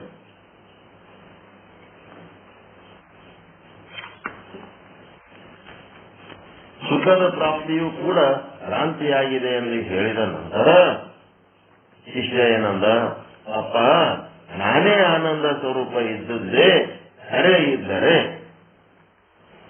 ಶಿಷ್ಯ ಏನಂತಾನ, ನಾನೇ ಆನಂದ ಸ್ವರೂಪ ಇದ್ದದ್ದೇ ಖರೆ ಇದ್ರೆ ಮತ್ತೆ ನಾನು ಆನಂದ ಸ್ವರೂಪ ಇದ್ಮೇಲೆ ವಿಷಯದ ಇಚ್ಛೆ ಯಾಕೆ ಆಗ್ತದ? ನನಗ ಸಕ್ಕರೆಗೆ ಸಿಹಿ ತಿನ್ಬೇಕನ್ನ ಆಸೆ ಯಾಕೆ ಆಗ್ತದ? ಬೆಲ್ಲಕ್ಕೆ ಸಿಹಿ ತಿನ್ಬೇಕನ್ನ ಆಸೆ ಯಾಕೆ ಆಗ್ತದ? ನಾನೇ ಸ್ವೀಟ್ ಅದ. ಆಗ ವಿಷಯ ಸಂಬಂಧದಿಂದ ಆತ್ಮಸ್ವರೂಪವಾದ ನನ್ನಲ್ಲಿ ಆನಂದದ ಭಾನ ಆಗಬಾರದಾಗಿತ್ತು. ನಾನೇ ರುಚಿಯಾಗಿದ್ದೀನಿ ಅಂತಂದ್ರೆ ನನಗ ಮತ್ತೆ ಇನ್ನೊಂದಿಟ್ಟು ಸ್ವೀಟ್ ತಿನ್ಬೇಕನ್ನ ಆಸೆ ಆಗ್ತಿದ್ದಿಲ್ಲ, ಆಗಬಾರ್ದಾಗಿತ್ತಲ್ಲ ಅಂತ. ಅದಕ್ಕೆ ಗುರು ಅಂತಾನ, ಶಿಷ್ಯನೇ ಆತ್ಮ ವಿಮುಖ ಬುದ್ಧಿ ಉಳ್ಳವನಿಗೆ ವಿಷಯದ ಇಚ್ಛೆ ಆಗುತ್ತದೆ. ಯಾವಾಗ ಇಚ್ಛೆ ಆಗುತ್ತದೆಯೋ ಆವಾಗ ಬುದ್ಧಿ ವೃತ್ತಿ ಚಂಚಲವಾಗುತ್ತದೆ. ಚಂಚಲವಾದ ಬುದ್ಧಿ ವೃತ್ತಿಯಲ್ಲಿ ಆನಂದ ಪ್ರತಿಬಿಂಬ ಉಂಟಾಗುವುದಿಲ್ಲ. ಚಂಚಲವಾದ ಬುದ್ಧಿಯಲ್ಲಿ ಪ್ರತಿಬಿಂಬ ಉಂಟಾಗುವುದಿಲ್ಲ, ಆನಂದದ ಪ್ರತಿಬಿಂಬ ಉಂಟಾಗುವುದಿಲ್ಲ. ಪರಮಾತ್ಮನ ಪ್ರತಿಬಿಂಬ ಆನಂದದ ಪ್ರತಿಬಿಂಬ ಅಂದ್ರೆ ಯಾವಾಗ ಇಚ್ಛಿತ ವಸ್ತು ಪ್ರಾಪ್ತಿಯಾಗುತ್ತದೆಯೋ ಆ ಸಂದರ್ಭದಲ್ಲಿ ಬುದ್ಧಿ ವೃತ್ತಿಯು ತಟಸ್ಥವಾಗುತ್ತದೆ. ಅಂತರ್ಮುಖಿಯಾಗುತ್ತದೆ. ತಟಸ್ಥವಾದ ಮತ್ತು ಅಂತರ್ಮುಖಿಯಾದ ಬುದ್ಧಿ ರುಚಿಯಲ್ಲಿ ಆತ್ಮದ ಆನಂದವೇ ಪ್ರತಿಫಲಿಸುತ್ತದೆ. ಆದರೆ ಅಜ್ಞಾನಿಯಾದವನು ಏನು ತಿಳಿದುಕೊಳ್ಳುತ್ತಾನೆಂದರೆ ತನಗೆ ವಿಷಯದಿಂದಲೇ ಆನಂದ ದೊರಕುತ್ತದೆ ಎಂದು ತಿಳಿದುಕೊಳ್ಳುತ್ತಾನೆ. ವಿಷಯದಿಂದಲೇ ಪರಮಾನಂದ ಪ್ರಾಪ್ತಿಯಾಗುತ್ತದೆ ಎಂದು ತಿಳಿದುಕೊಳ್ಳುತ್ತಾನೆ. ವಿಷಯದಲ್ಲಿ ಆನಂದ ಇಲ್ಲ. ವಿಷಯದಲ್ಲಿ ಆನಂದ ಇದ್ದರೆ ಒಂದನೇ ವಿಷಯದಲ್ಲಿ ಆಗಿರತಕ್ಕಂಥ ಆನಂದ ಸದಾಕಾಲ ಇರಬೇಕಾಗಿತ್ತು. ಇನ್ನ ಎಷ್ಟೊಂದು ವಿಷಯಗಳು ಗ್ರಹಣ ಮಾಡ್ತೀರಿ, ಒಂದು ಯಾವುದರ ವಿಷಯ ಅನುಭವಿಸಿದ್ರಿ ಆನಂದ ಆಗಿತ್ತು ಅಂದ್ರೆ ಅದಂಗೆ ಶಾಶ್ವತವಾಗಿರ್ಬೇಕಾಗಿತ್ತು. ಒಂದನೇ ವಿಷಯ ಆದ್ಮೇಲೆ ಇನ್ನ ಒಂದು ವಿಷಯಕ್ಕೆ ಹೋಗ್ತಿರಲ್ಲ, ಅದು ಏನಾಯ್ತು, ಮೊದಲಿನ ವಿಷಯದಲ್ಲಿ ಅನುಭವಿಸಿದ ಆನಂದ ನಷ್ಟವಾಯಿತು. ಎರಡನೇ ವಿಷಯಕ್ಕೆ ಇಚ್ಛಿಸಬಾರದಾಗಿತ್ತು. ಮೊದಲಿಂದ ನಷ್ಟ ಆಗಿದ್ದಕ್ಕೆ ಇನ್ನೂ ಒಂದು ವಿಷಯ ಬಯಸ್ಲಿಕ್ಕತ್ತದೆ. ಎರಡನೇ ವಿಷಯದ ಆನಂದ ಅನುಭವಿಸುವಾಗ ಮೊದಲನೇ ವಿಷಯದ ಆನಂದ ಇರುವುದಿಲ್ಲ. ಯಾವನೊಬ್ಬನ ಮಗ ಬಹಳ ದಿವಸದಿಂದ ಅಗಲಿ ಹೋಗಿದ್ದ 4-6 ವರ್ಷಗಳ ನಂತರ ಪ್ರಾಪ್ತಿಯಾದ ಆ ಮಗನನ್ನು ನೋಡಿದ ತಕ್ಷಣದಲ್ಲಿಯೇ ಆನಂದ ಉಂಟಾಗುತ್ತದೆ. ಆ ಆನಂದದಲ್ಲಿ ತಂದೆ ಮಗ ಕುಳಿತು ಮಾತನಾಡಿದರು. ಉಭಯ ಕುಶಲೋಪರಿ ಚರ್ಚೆ ಮಾಡುತ್ತಾ ಖುಷಿಯಿಂದ ಇದ್ದರು. ಸ್ವಲ್ಪ ಹೊತ್ತಿನಲ್ಲಿ ಎಷ್ಟೊತ್ತು ಮಾತಾಡ್ತಾರೆ, ಮಾತಾಡೋದ್ರಾಗೆ ಏನಾಗ್ಬಿಡ್ತು, ಸ್ವಲ್ಪ ಹೊತ್ತಿನಾಗ ಎಲ್ಲಿಗೆ ಏನ್ ಸಮಸ್ಯೆ ಚಾಲು ಆಯ್ತು, ಹಸಿವೆಲ್ಲ ಕಟ್ಟಿಬಿಡ್ತದೆ. ಸ್ವಲ್ಪ ಹೊತ್ತಿನಲ್ಲಿ ಹಸಿವೆ ಆಯ್ತು, ಊಟಕ್ಕೆ ಹೋಗೋಣ ನಡಿ ಅಂದರು. ಈಗೇನಾಯ್ತು, ಮಗನ ಆನಂದ ಹೋಗಿ ಊಟದ ಆನಂದದ ಕಡೆ ಲಕ್ಷ್ಯ ಹೋಯ್ತವ್ರು.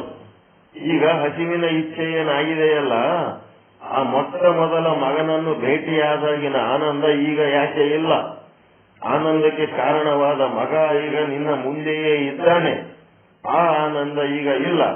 ಯಾಕಂದರೆ ಇಚ್ಛೆ ಮತ್ತೊಂದು ಉತ್ಪತ್ತಿ ಆಯಿತಲ್ಲ, ಹಸಿವಾಯಿತಲ್ಲ. ಮೊದಲನೇ ಇಚ್ಛೆ ಮಗನನ್ನು ಕಾಣಬೇಕು, ಎರಡನೇ ಇಚ್ಛೆ ಎಂಬತ್ತು ಊಟ ಮಾಡಬೇಕು.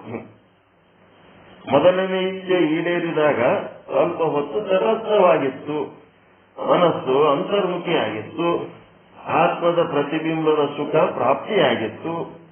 ಅಜ್ಞಾನಿ ಏನು ತಿಳಿದುಕೊಂಡ, ತನಗೇನು ಆನಂದ ಆಗ್ಯದ, ಮಗನ ನೋಡಿದಾಗ ತನಗೆ ಆನಂದ ಆಯ್ತು ಅಂದ್ರೆ ಅದು ಮಗನಲ್ಲಿಂದ ಆನಂದ ಆಗ್ಯದ ಅಂತ ಅಜ್ಞಾನಿ ತಿಳ್ಕೊಂಡ.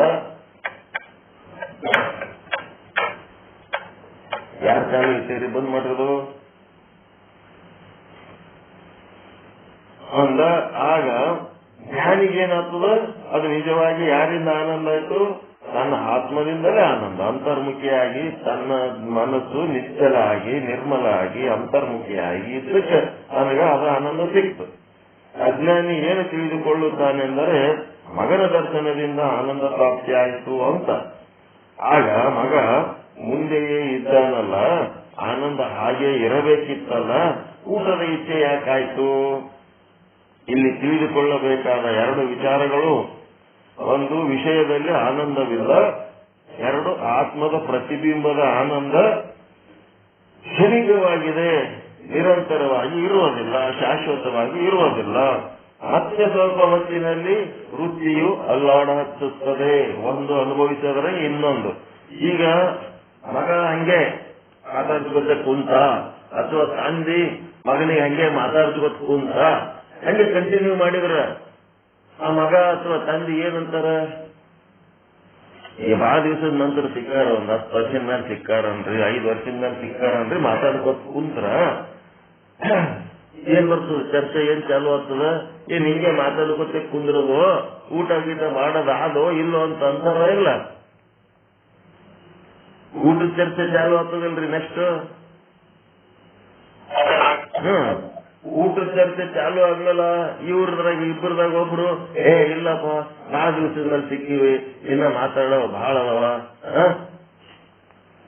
ವಿಷಯಗಳು ಚರ್ಚೆ ಏನು ಹೆಂಗಿತ್ತು ಅಲ್ಲೇನಿತ್ತು ಇಲ್ಲೇನಿತ್ತು ಎಲ್ಲ ಕೇಳೋದು. ಅಥವಾ ಅವನೇ ಭಾರಿ ದೊಡ್ಡದಾಗಿ ಏನೋ ನೋಡ್ಕೊಂಡು ಬಂದೀನಿ, ಯಾವ ಜಗತ್ತಿನಾಗ ಎಲ್ಲಿ ಆದ್ರೂ ಇದೇ ಕಲ್ಲ, ಇದೇ ಮಣ್ಣ, ಇದೇ ನೀರ, ಇದೇ ಚರ್ಮ, ಇದೇ ಬಣ್ಣ, ಇದೇ ರೂಪ, ಇದೇ ಆಕಾರ, ಮತ್ತಿನ್ನೇನಿರಂಗಿಲ್ಲ. ಬೇರೆ ಬೇರೆ ದೇಶದೊಳಗ ಒಂದೇ ಮಾರಿ ಅದಾವ. ಒಂದೊಂದು ದೇಶಕ್ಕೆ ಹೋದ್ರೆ ಅಂದ್ರೆ ಒಂದೇ ಮಾರಿ ಒಂದೇ ಸೈಜಿನ ಹೋದವು. ಒಂದೊಂದು ವಯಸ್ಸಿಗೆ ಕರೆಕ್ಟ್ ಸೈಜು, ಇದೇ ಸೈಜ್ ಅಂದ್ರೆ ಅದೇ ಸೈಜು, ಅದೇ ಮಂದಿ ಅದೇ ತರ. ಇಲ್ಲಿ ನಮ್ಮ ದೇಶದಾಗ ಏನಾಗ್ಬಿಟ್ಟದ, 100 ವರ್ಷಕ್ಕೆ ಒಬ್ಬೊಬ್ರು ಬೇರೆ ಬೇರೆ ದೇಶದವ್ರು ಬಂದು ಆಳೆ ಹೋಗ್ಯಾರಿ. ಹೀಗಾಗಿ ಜಗ್ಗಿ ತರದ ಮಂದಿ ಜಮಾ ಆಗ್ಯಾರಿ. ಏಸ್ ತರ ಬೇಕು ಮಾರಿಗಳು ಜಗತ್ತಿನ ತುಂಬ ಏಸ್ ಮಾರಿ ಅದಾವ, ಓಸು ಮಾರಿ ನಮ್ ದೇಶದಾಗ ಅದಾವ. ಏಸ್ ಆಕಾರಗಳದಾವ, ಎಲ್ಲಾ ಆಕಾರಗಳು ನಮ್ ದೇಶದಾಗ. ಯಾಕಂದ್ರ ಇದು ಬೇರೆ ಬೇರೆ ಆಳ್ವಿಕೆಗೆ ಒಳಪಟ್ಟ ದೇಶ. ಇದು ಪ್ಯೂರ್ ಆಗಿ ತನ್ನದೇ ಆದಂತ ಒಂದು ಇದು ಉಳಿಸ್ಕೊಂಡಿಲ್ಲ, ಇದು ಅಸ್ತಿತ್ವ ಉಳಿಸ್ಕೊಂಡಿಲ್ಲ. ಯಾಕಂದ್ರ ಇಲ್ಲಿ ಬುದ್ಧಿವಂತರ ಸಂಖ್ಯೆ ಜಾಸ್ತಿಯಾಗಿ ಸ್ವಾರ್ಥ ಹೆಚ್ಚಾಗಿ ಮತ್ತೆ ಹೊರಗಿನವ್ರಿಗೆ ಒಳಗ್ ಕರ್ಕೊಂಡು ಅವ್ರಿಗೆ ಬುದ್ಧಿ ಹೇಳಕ್ ಅವಕಾಶ ಕೊಟ್ಟು ಅವ್ರ ಆಳ್ವಿಕೆಗೆ ಒಳಪಟ್ಟು ಇದು ನಮ್ಮ ದೇಶ ಇರುತ್ತೆ ಮತ್ತೆ ಜಾಗರ ಆಗೋದು, ಮತ್ತೆ ಮಂದಿ ಕರ್ಕೊಳ್ಳೋದು, ಮತ್ತೆ ಏನೋ ಹಿಂಗೆ ಏನೇನೋ ಮಾಡಿ ಹೊರದೇಶದವರಿಂದ ಆಳ್ವಿಕೆಗೆ ಒಳಪಟ್ಟು ಈ ದೇಶದೊಳಗಿಂದು ಏನದ ಒಂದು ರೀತಿ ಆಕಾರ ಇಲ್ಲ, ನಾನಾ ರೀತಿ ಆಕಾರಗಳಾಗವೆ, ನಾನಾ ರೀತಿ ಜನ ಅದ. ಇಲ್ಲಿ ಏನಾಯ್ತಪ್ಪ ಅಂತಂದ್ರೆ ಈ ಒಂದು ಅವ ಏನೋ ಭಾರಿ ದೊಡ್ಡ ಘನವಾದದ್ದು ನೋಡಿ ಬಂದಿನಿ ಅನ್ನಂಗ ಅವ ಎಕ್ಸ್ಪ್ಲೇನ್ ಮಾಡ್ಲಕತ್ತ ಅಂದ್ರ ಎಕ್ಸ್ಪ್ಲೇನ್ ಮಾಡವ ಬಾಳ ದಿವ್ಸಕ್ಕೆ ಸಿಕ್ಕಿವಂತೇಳಿ ಆನಂದ ಅನುಭವಿಸ್ಲಕತ್ತಾನ. ಇನ್ನೊಬ್ಬ ಕೇಳವನಿಗೆ ಏನಾಗ್ಬಿಟ್ಟದ ಅಥವಾ ಕೇಳಬೇಕಂತ ಆಸೆ ಇದ್ದಾಗ ಹೇಳವ ನೀಗೇನಾಗ್ಯದ, ಇಬ್ಬರದಾಗ ಒಬ್ಬರಿಗೆ ಹಸಿವಾಗ್ಬಿಟ್ಟ. ಈಗ ಹಸಿವಾದಾಗ ಏನಾಯ್ತು, ಅವನಿಗೆ ಕೇಳಷ್ಟು ಮನಸ್ಸಿರತನೇ ಕೇಳ್ತಾನ. ಅದು ದಾಟಿದ ಮೇಲೆ ಏನಾಯ್ತು, ಅವನ ಮನಸ್ಸು ಊಟದ ಕಡೆ ಹೋದ್ಮೇಲೆ ಅಲ್ಲಿ ಅವನ ಮನಸ್ಸು ನಿಶ್ಚಲ ಇದ್ದದ್ದು ಚಂಚಲ ಆಯ್ತು. ಹೌದಾ ಇಲ್ಲ? ನಿಶ್ಚಲ ಇದ್ದದ್ದು ಚಂಚಲ ಆಯ್ತು.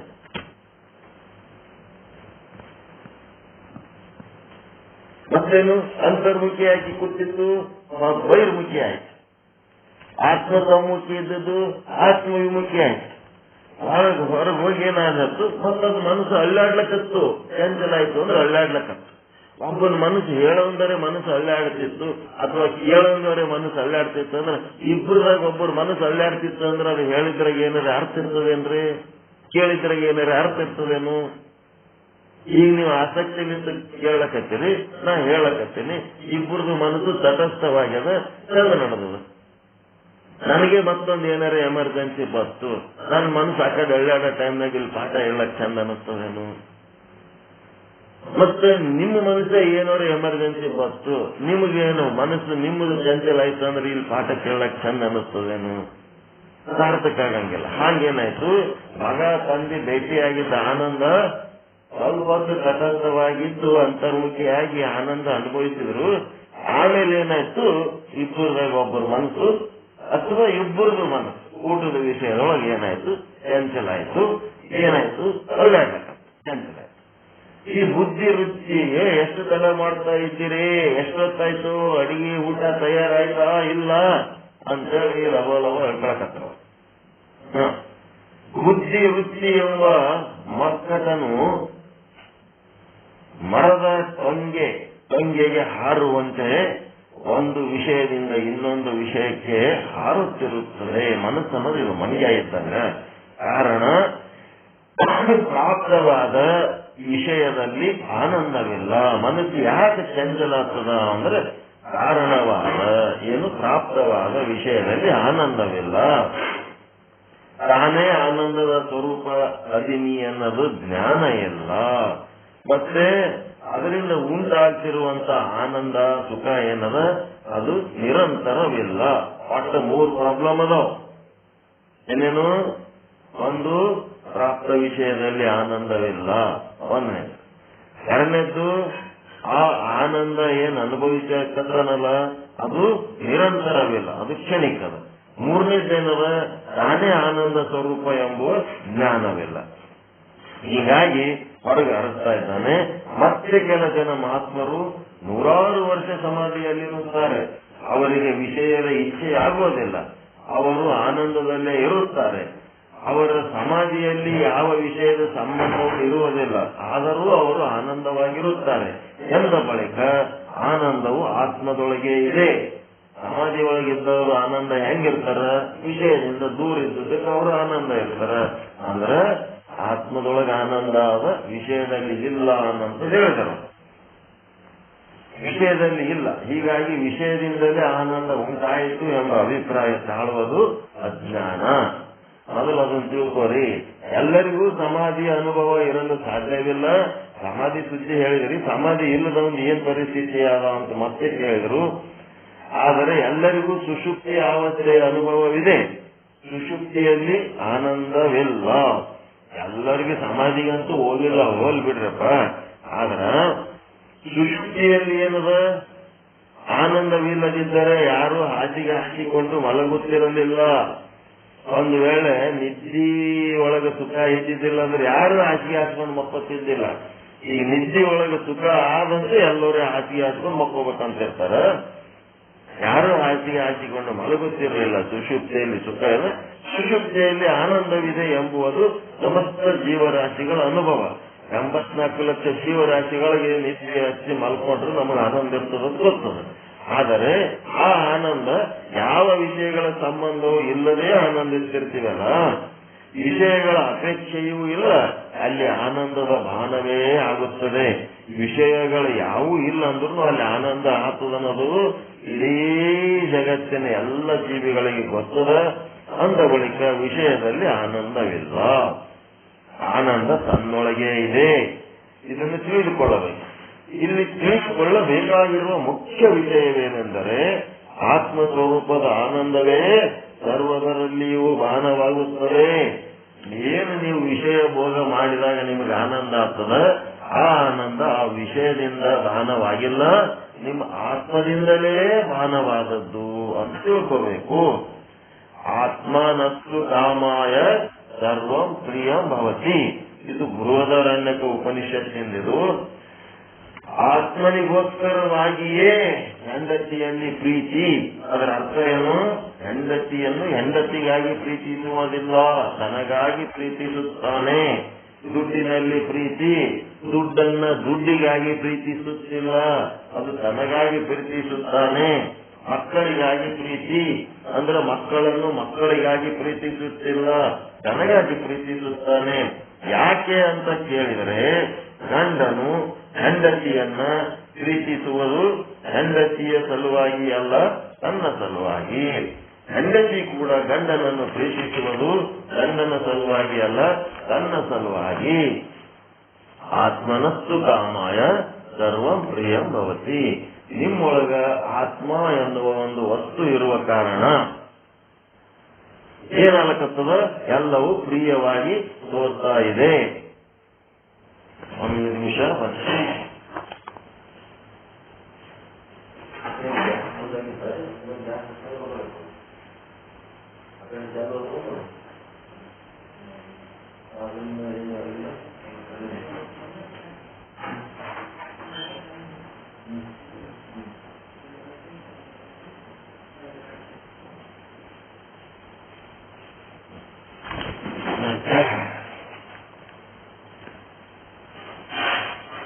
ಅದಕ್ಕೆ ಆತ್ಮನಿಗೋಸ್ಕರವಾಗಿಯೇ ಸರ್ವವು ಪ್ರಿಯವಾಗುತ್ತದೆ.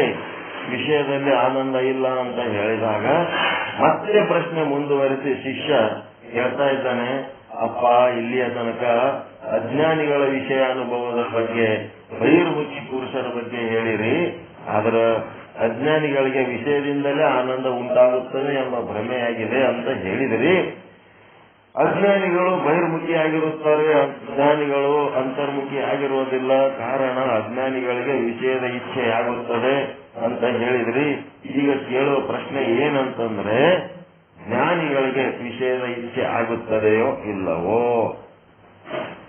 ಅಜ್ಞಾನಿಗಳ ಹಾಗೆ ಜ್ಞಾನಿಗಳಿಗೂ ವಿಷಯಗಳಿಂದ ಆನಂದ ಭಾನವಾಗುತ್ತದೆಯೋ ಇಲ್ಲವೋ? ಅದಕ್ಕೆ ಒಂದು ಪೇಜ್ ತಗೋರಿ, ಒಂದು ಪೇಪರ್ನಾಗ 2 ಕಾಲಮ್ ಹಾಕೊಳ್ರಿ, 3 ಕಾಲಮ್. ಒಂದು ಸೀರಿಯಲ್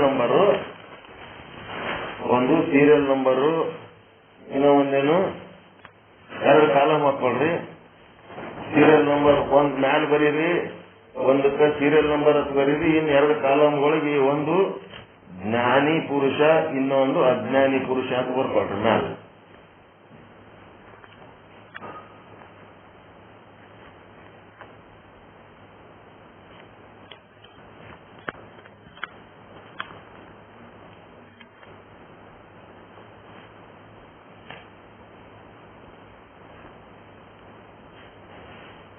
ಬರದೇನ್ ಮಾಡ್ತೀರಿ?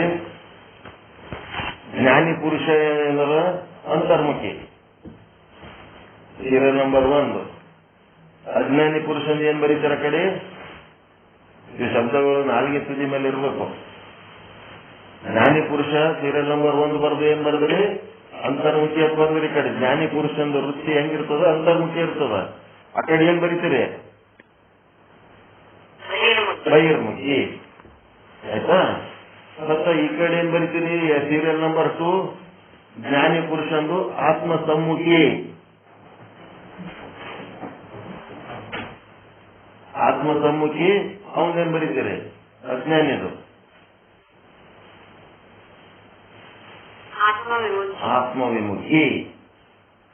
ಮತ್ತೆ ಜ್ಞಾನಿ ಪುರುಷಂದ ಏನದ?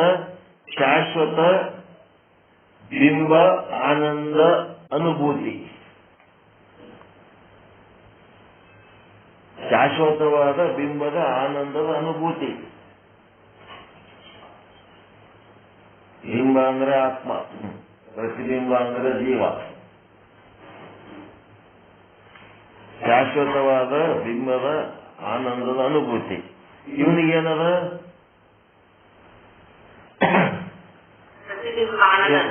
ಕ್ಷಣಿಕ ವಿಷಯಾಸಕ್ತನಾಗಿ ಪ್ರತಿಬಿಂಬದ ಆನಂದದ ಸುಖ ಅಷ್ಟೇ. ಪ್ರತಿಬಿಂಬದ ಸುಖ, ಆನಂದದ ಸುಖ ಅಲ್ಲ, ಪ್ರತಿಬಿಂಬದ ಸುಖ. ಕ್ಷಣಿಕ ವಿಷಯಾಸಕ್ತನಾಗಿ ಪ್ರತಿಬಿಂಬದ ಸುಖ ಅಷ್ಟೇ ಅವನಿಗೆ, ಬಿಂಬದ್ದಿಲ್ಲ. ಮತ್ತೆ ಜ್ಞಾನಿಗೆ ಏನಾಗ್ತದ? ಏನ್ ಚಾಲು ಮಾಡ್ಕೊಂಡ್ರಿ? ಯಾಕೆ ಚಾಲು ಮಾಡಿರಿ? ಯಾರು ಚಾಲು ಮಾಡಿರೋದು? ಬಂದ್ ಮಾಡ್ರಿ ಉಳ್ಳೋರು.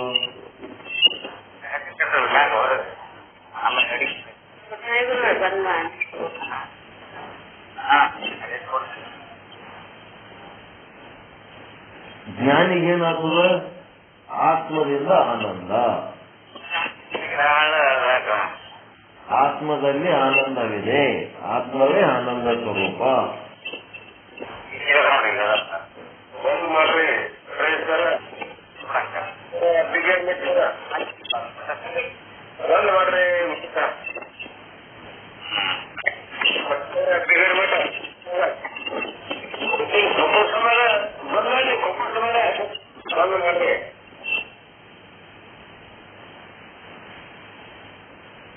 ಆತ್ಮವೇ, ಆತ್ಮ ಅಂದ್ರೆ ತಾನು, ನಿಜ.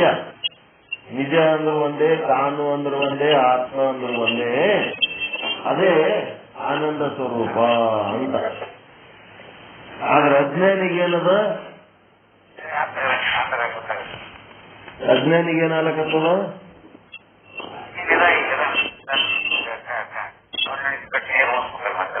ಆನಂದ ಏನು? ವಿಷಯದಲ್ಲಿ ಆನಂದ, ವಿಷಯದಿಂದ ಆನಂದ. ಅಜ್ಞಾನಿಗೆ ವಿಷಯದಿಂದ ಆನಂದ ಅಂತ ಅನಿಸ್ತದ. ಜ್ಞಾನಿಗೆ ಆತ್ಮದಿಂದ ಆನಂದ ಅಂತ ತಿಳ್ಕೊಳ್ಳೋಣ. ಮತ್ತಿನ್ನೇನು ಉಳಿತು? ಅಜ್ಞಾನಿದ ವೃತ್ತಿ ಏನಿರ್ತದೆ? ಚಂಚಲವಾಗಿರುತ್ತದೆ, ಅಲ್ಲಾಡುತ್ತಿರುತ್ತದೆ, ಸ್ಪಂದಿಸುತ್ತಿರುತ್ತದೆ. ಜ್ಞಾನಿದ ಹೆಂಗಿರ್ತದೆ? ನಿಶ್ಚಲವಾಗಿರುತ್ತದೆ.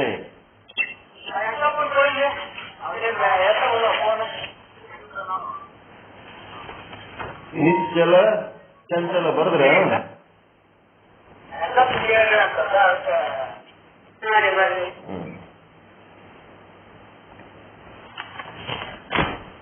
ಇವೆಲ್ಲ ಶಬ್ದಗಳು ಗೊತ್ತಿರಬೇಕು. ತಟಸ್ಥವಾಗಿರುತ್ತದೆ, ನಿಶ್ಚಲವಾಗಿರುತ್ತದೆ, ತಟಸ್ಥವಾಗಿರುತ್ತದೆ. ಅದಕ್ಕೆ ಮತ್ತೆ ಪ್ರಶ್ನೆ ಮುಂದುವರಿಸಿ ಈ ತರ ಹೇಳಿ ಶಿಷ್ಯ ಮುಂದುವರಿಸಿ, ಅಪ್ಪ ಇಲ್ಲಿಯ ತನಕ ಅಜ್ಞಾನಿಗಳ ವಿಷಯ ಅನುಭವದ ಬಗ್ಗೆ ಹೇಳಿದ್ರಿ. ಅಜ್ಞಾನಿಗಳಿಗೆ ವಿಷಯದಿಂದವೇ ಆನಂದ ಉಂಟಾಗುತ್ತದೆ ಎಂಬ ಭ್ರಮೆಯಾಗಿದೆ ಅಂತ ಹೇಳಿದ್ರಿ. ಅಜ್ಞಾನಿಗಳು ಬಹಿರ್ಮುಖಿಯಾಗಿರುತ್ತಾರೆ, ಅಂತರ್ಮುಖಿ ಆಗಿರುವುದಿಲ್ಲ. ಆದ ಕಾರಣ ಅಜ್ಞಾನಿಗಳಿಗೆ ವಿಷಯದ ಇಚ್ಛೆ ಆಗುತ್ತದೆ ಅಂತ ಹೇಳಿದ್ರಿ. ಈಗ ಕೇಳುವ ಪ್ರಶ್ನೆ ಏನೆಂದರೆ, ಜ್ಞಾನಿಗಳಿಗೆ ವಿಷಯದ ಇಚ್ಛೆ ಆಗುತ್ತದೆಯೋ ಇಲ್ಲವೋ? ತಾವೇ ಆನಂದ ಸ್ವರೂಪ ಇದ್ದ ಮೇಲೆ ಇನ್ಯಾ ವಿಷಯ ಬೇಕು ಅವರಿಗೆ ಅಂತ ಒಂದು, ಮತ್ತು ಅವ್ರು ವಿಷಯ ಭೋಗ ಮಾಡಿದ ಮೇಲೆ ಅಜ್ಞಾನಿಗಳಿಗೆ ಹಂಗ ಒಂದು ವಿಶೇಷವಾದ ಸುಖ ಅನುಭವ ಆಗ್ತದ, ಹಂಗ ಜ್ಞಾನಿಗಳಿಗೆ ಆಗ್ತದೋ ಇಲ್ಲೋ ಅಂತ ಕೇಳ. ಅದಕ್ಕೆ ಟೀಕೆ, ಭಗವಂತ ಅಂದ್ರೆ ಗುರುವಿಗೆ, ಭಗವಂತ ಅಂದ್ರೆ ಗುರುವಿಗೆ ಅಂತಾರೋ, ತಾವು ಪೂರ್ವದಲ್ಲಿ ವಿಷಯಗಳ ಸಂಬಂಧದಿಂದ ತೋರುವ ಆತ್ಮಾನಂದದ ಯಾವ ರೀತಿಯನ್ನು ಹೇಳಿರುವಿರೋ ಅದು ಅಜ್ಞಾನಿಯ ಪುರುಷರ ವಿಷಯದ ಸಲುವಾಗಿ ಹೇಳಿರುವಿರಿ, ಜ್ಞಾನಿಗಳ ವಿಷಯವಾಗಿ ಹೇಳಿರುವುದಿಲ್ಲ. ಏಕೆಂದರೆ ಯಾರ ಬುದ್ಧಿಯು ಆತ್ಮನಿಂದ ವಿಮುಖವಾಗಿರುವುದೋ ಅಂತವರ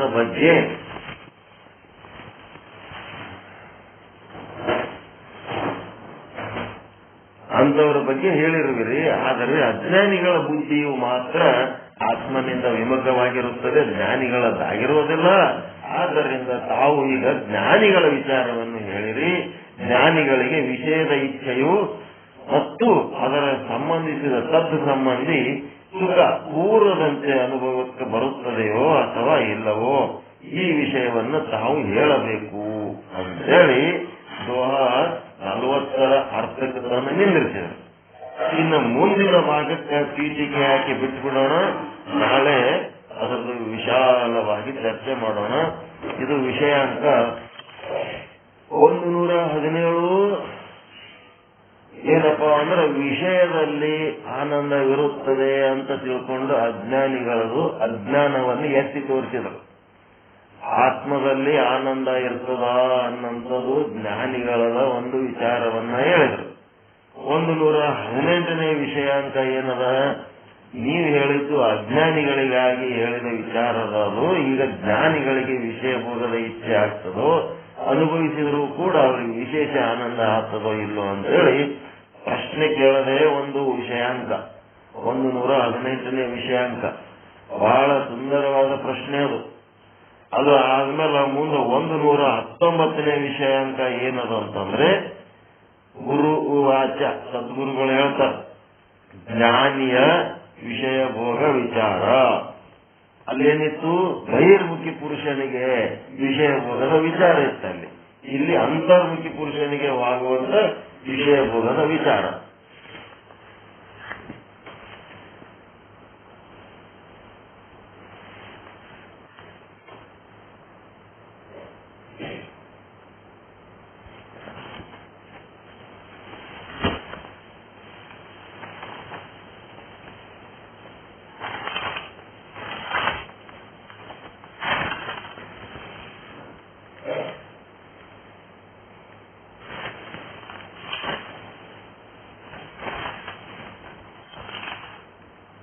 ಸಂಬಂಧಪಟ್ಟಂದ್ರೆ 119 ಉತ್ತರ ಜ್ಞಾನಿಯ ವಿಷಯ ಭೋಗ ವಿಚಾರ.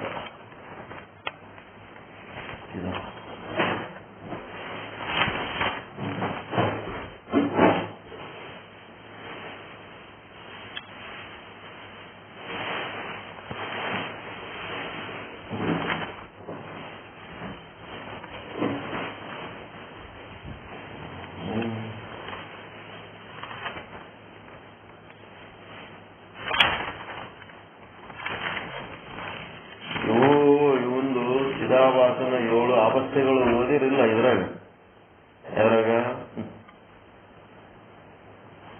ವಿಚಾರ ಚಂದ್ರೋದಯದಾಗ ಅವುಗಳನ್ನ ಇಲ್ಲಿ ಜಮಾ ಮಾಡ್ತಾರ. ಇದಕ್ಕೆಲ್ಲ ಟೈಮ್ ಬೇಕು, ಆಲ್ರೆಡಿ 1.5 ತಾಸು ಆಗ್ಯದ. ಜ್ಞಾನಿಯ ವಿಷಯ ಭೋಗ ವಿಚಾರ ಚಿದಾಭಾಸನ 7 ಅವಸ್ಥೆಗಳು.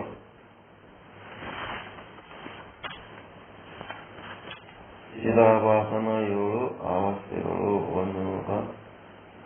ಇದು ಕೈವಲ್ಯ ಪದ್ಧತಿಯ ಜ್ಞಾನ ಪ್ರತಿಪಾದನಾ ಸ್ಥಳದ 20ನೇ ಪದ್ಯ. ಇದು ತಯಾರು ಮಾಡ್ಕೊಂಡ್ ಬರ್ಬೇಕು ನೀವು. ಈ ಮುಂದಿನ ಪಾಠ ಕೇಳ್ಬೇಕಾದ ಏನ್ ಮಾಡ್ಬೇಕು, 27ನೇ ಪದ್ಯ. ಅದ್ರಾಗ ಜ್ಞಾನ ಪ್ರತಿಪಾದನಾ ಸ್ಥಳದ್ದು, ಕೈವಲ್ಯ ಪದ್ಧತಿಯ ಜ್ಞಾನ ಪ್ರತಿಪಾದನಾ ಸ್ಥಳದ್ದು 20ನೇ ಪದ್ಯ. 20ನೇ ಪದ್ಯ ಚಿದಾಭಾಸಂದು 7 ಅವಸ್ಥೆಗಳು ಸರಿಯಾಗಿ ತಿಳ್ಕೋಬೇಕು. ತಿಳ್ಕೊಂಡು ಬರ್ರಿ, ನಾಳೆ ಇದಕ್ಕೆ ಸಂಬಂಧಪಟ್ಟಂತೆ ಹೇಳೋಣ.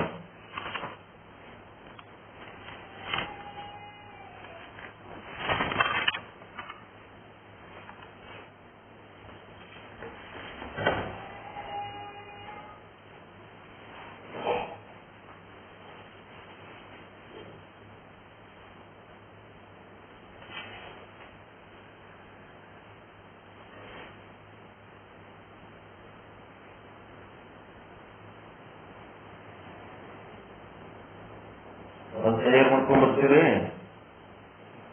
ಸಂಜೆಗೆ.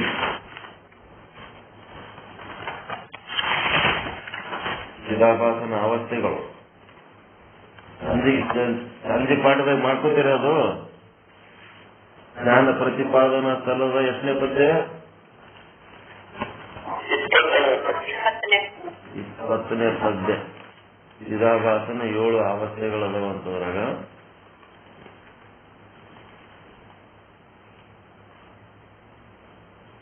ಜ್ಞಾನ ಪ್ರತಿಪಾದನಾ ಸ್ಥಳದ 20ನೇ ಪದ್ಯ ಓದ್ಕೊಳ್ರಿ. ನೀವೇ ಓದ್ಕೊಳ್ರಿ, ತಪ್ಪುದ್ರ ಇಲ್ಲ ಅಂದ್ರೆ ಬುಕ್ ಇದ್ದವ್ರು ಓದ್ಕೊಳ್ರಿ. ಓದ್ಕೊಂಡು ರೆಡಿ ಯಾರಿ ನಾಳೆಗೆ ಜ್ಞಾನಿಗೆ ಹೆಂಗಿರ್ತದೆ ಅನ್ನೋದು ಹೇಳ್ತಾರೆ ಮುಂದೆ. ಆಯ್ತು, ಇವತ್ತಿನ ಪಾಠ ಮಟ್ಟಕ್ಕೆ ಕಳ್ಸೋ ಟೈಮ್ ಆಯ್ತು, ನಾವು ಹೋಗ್ಬೇಕು. ಎಲ್ಲರಿಗೂ ಒಳಿತಾಗಲಿ, ಎಲ್ಲರಿಗೂ ಶುಭವಾಗಲಿ. ಪರಮಾನಂದ ಪ್ರಾಪ್ತಿ ಭವ, ಸರ್ವ ದುಃಖ ನಿವೃತ್ತಿ ಭವ, ಇಷ್ಟಾರ್ಥ ಸಿದ್ಧಿರಸ್ತು, ಯಶಸ್ವಿ ಭವ ಯಶಸ್ವಿ ಭವ. ಓಂ ಶಾಂತಿ ಶಾಂತಿ ಶಾಂತಿ. ಶರಣ ಶರಣಾರ್ಥಿ. ರಿವಿಷನ್ ಚಂದಿತ್ತನ್ರಿ ಹಿಂದಿಂದು?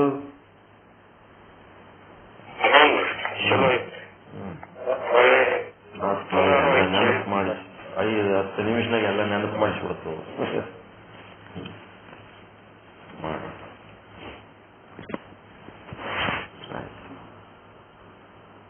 ಎಲ್ಲರಿಗೂ ಶರಣ ಶರಣ. ಮುಂದೇನ್ ಮಾಡ್ತೀರ?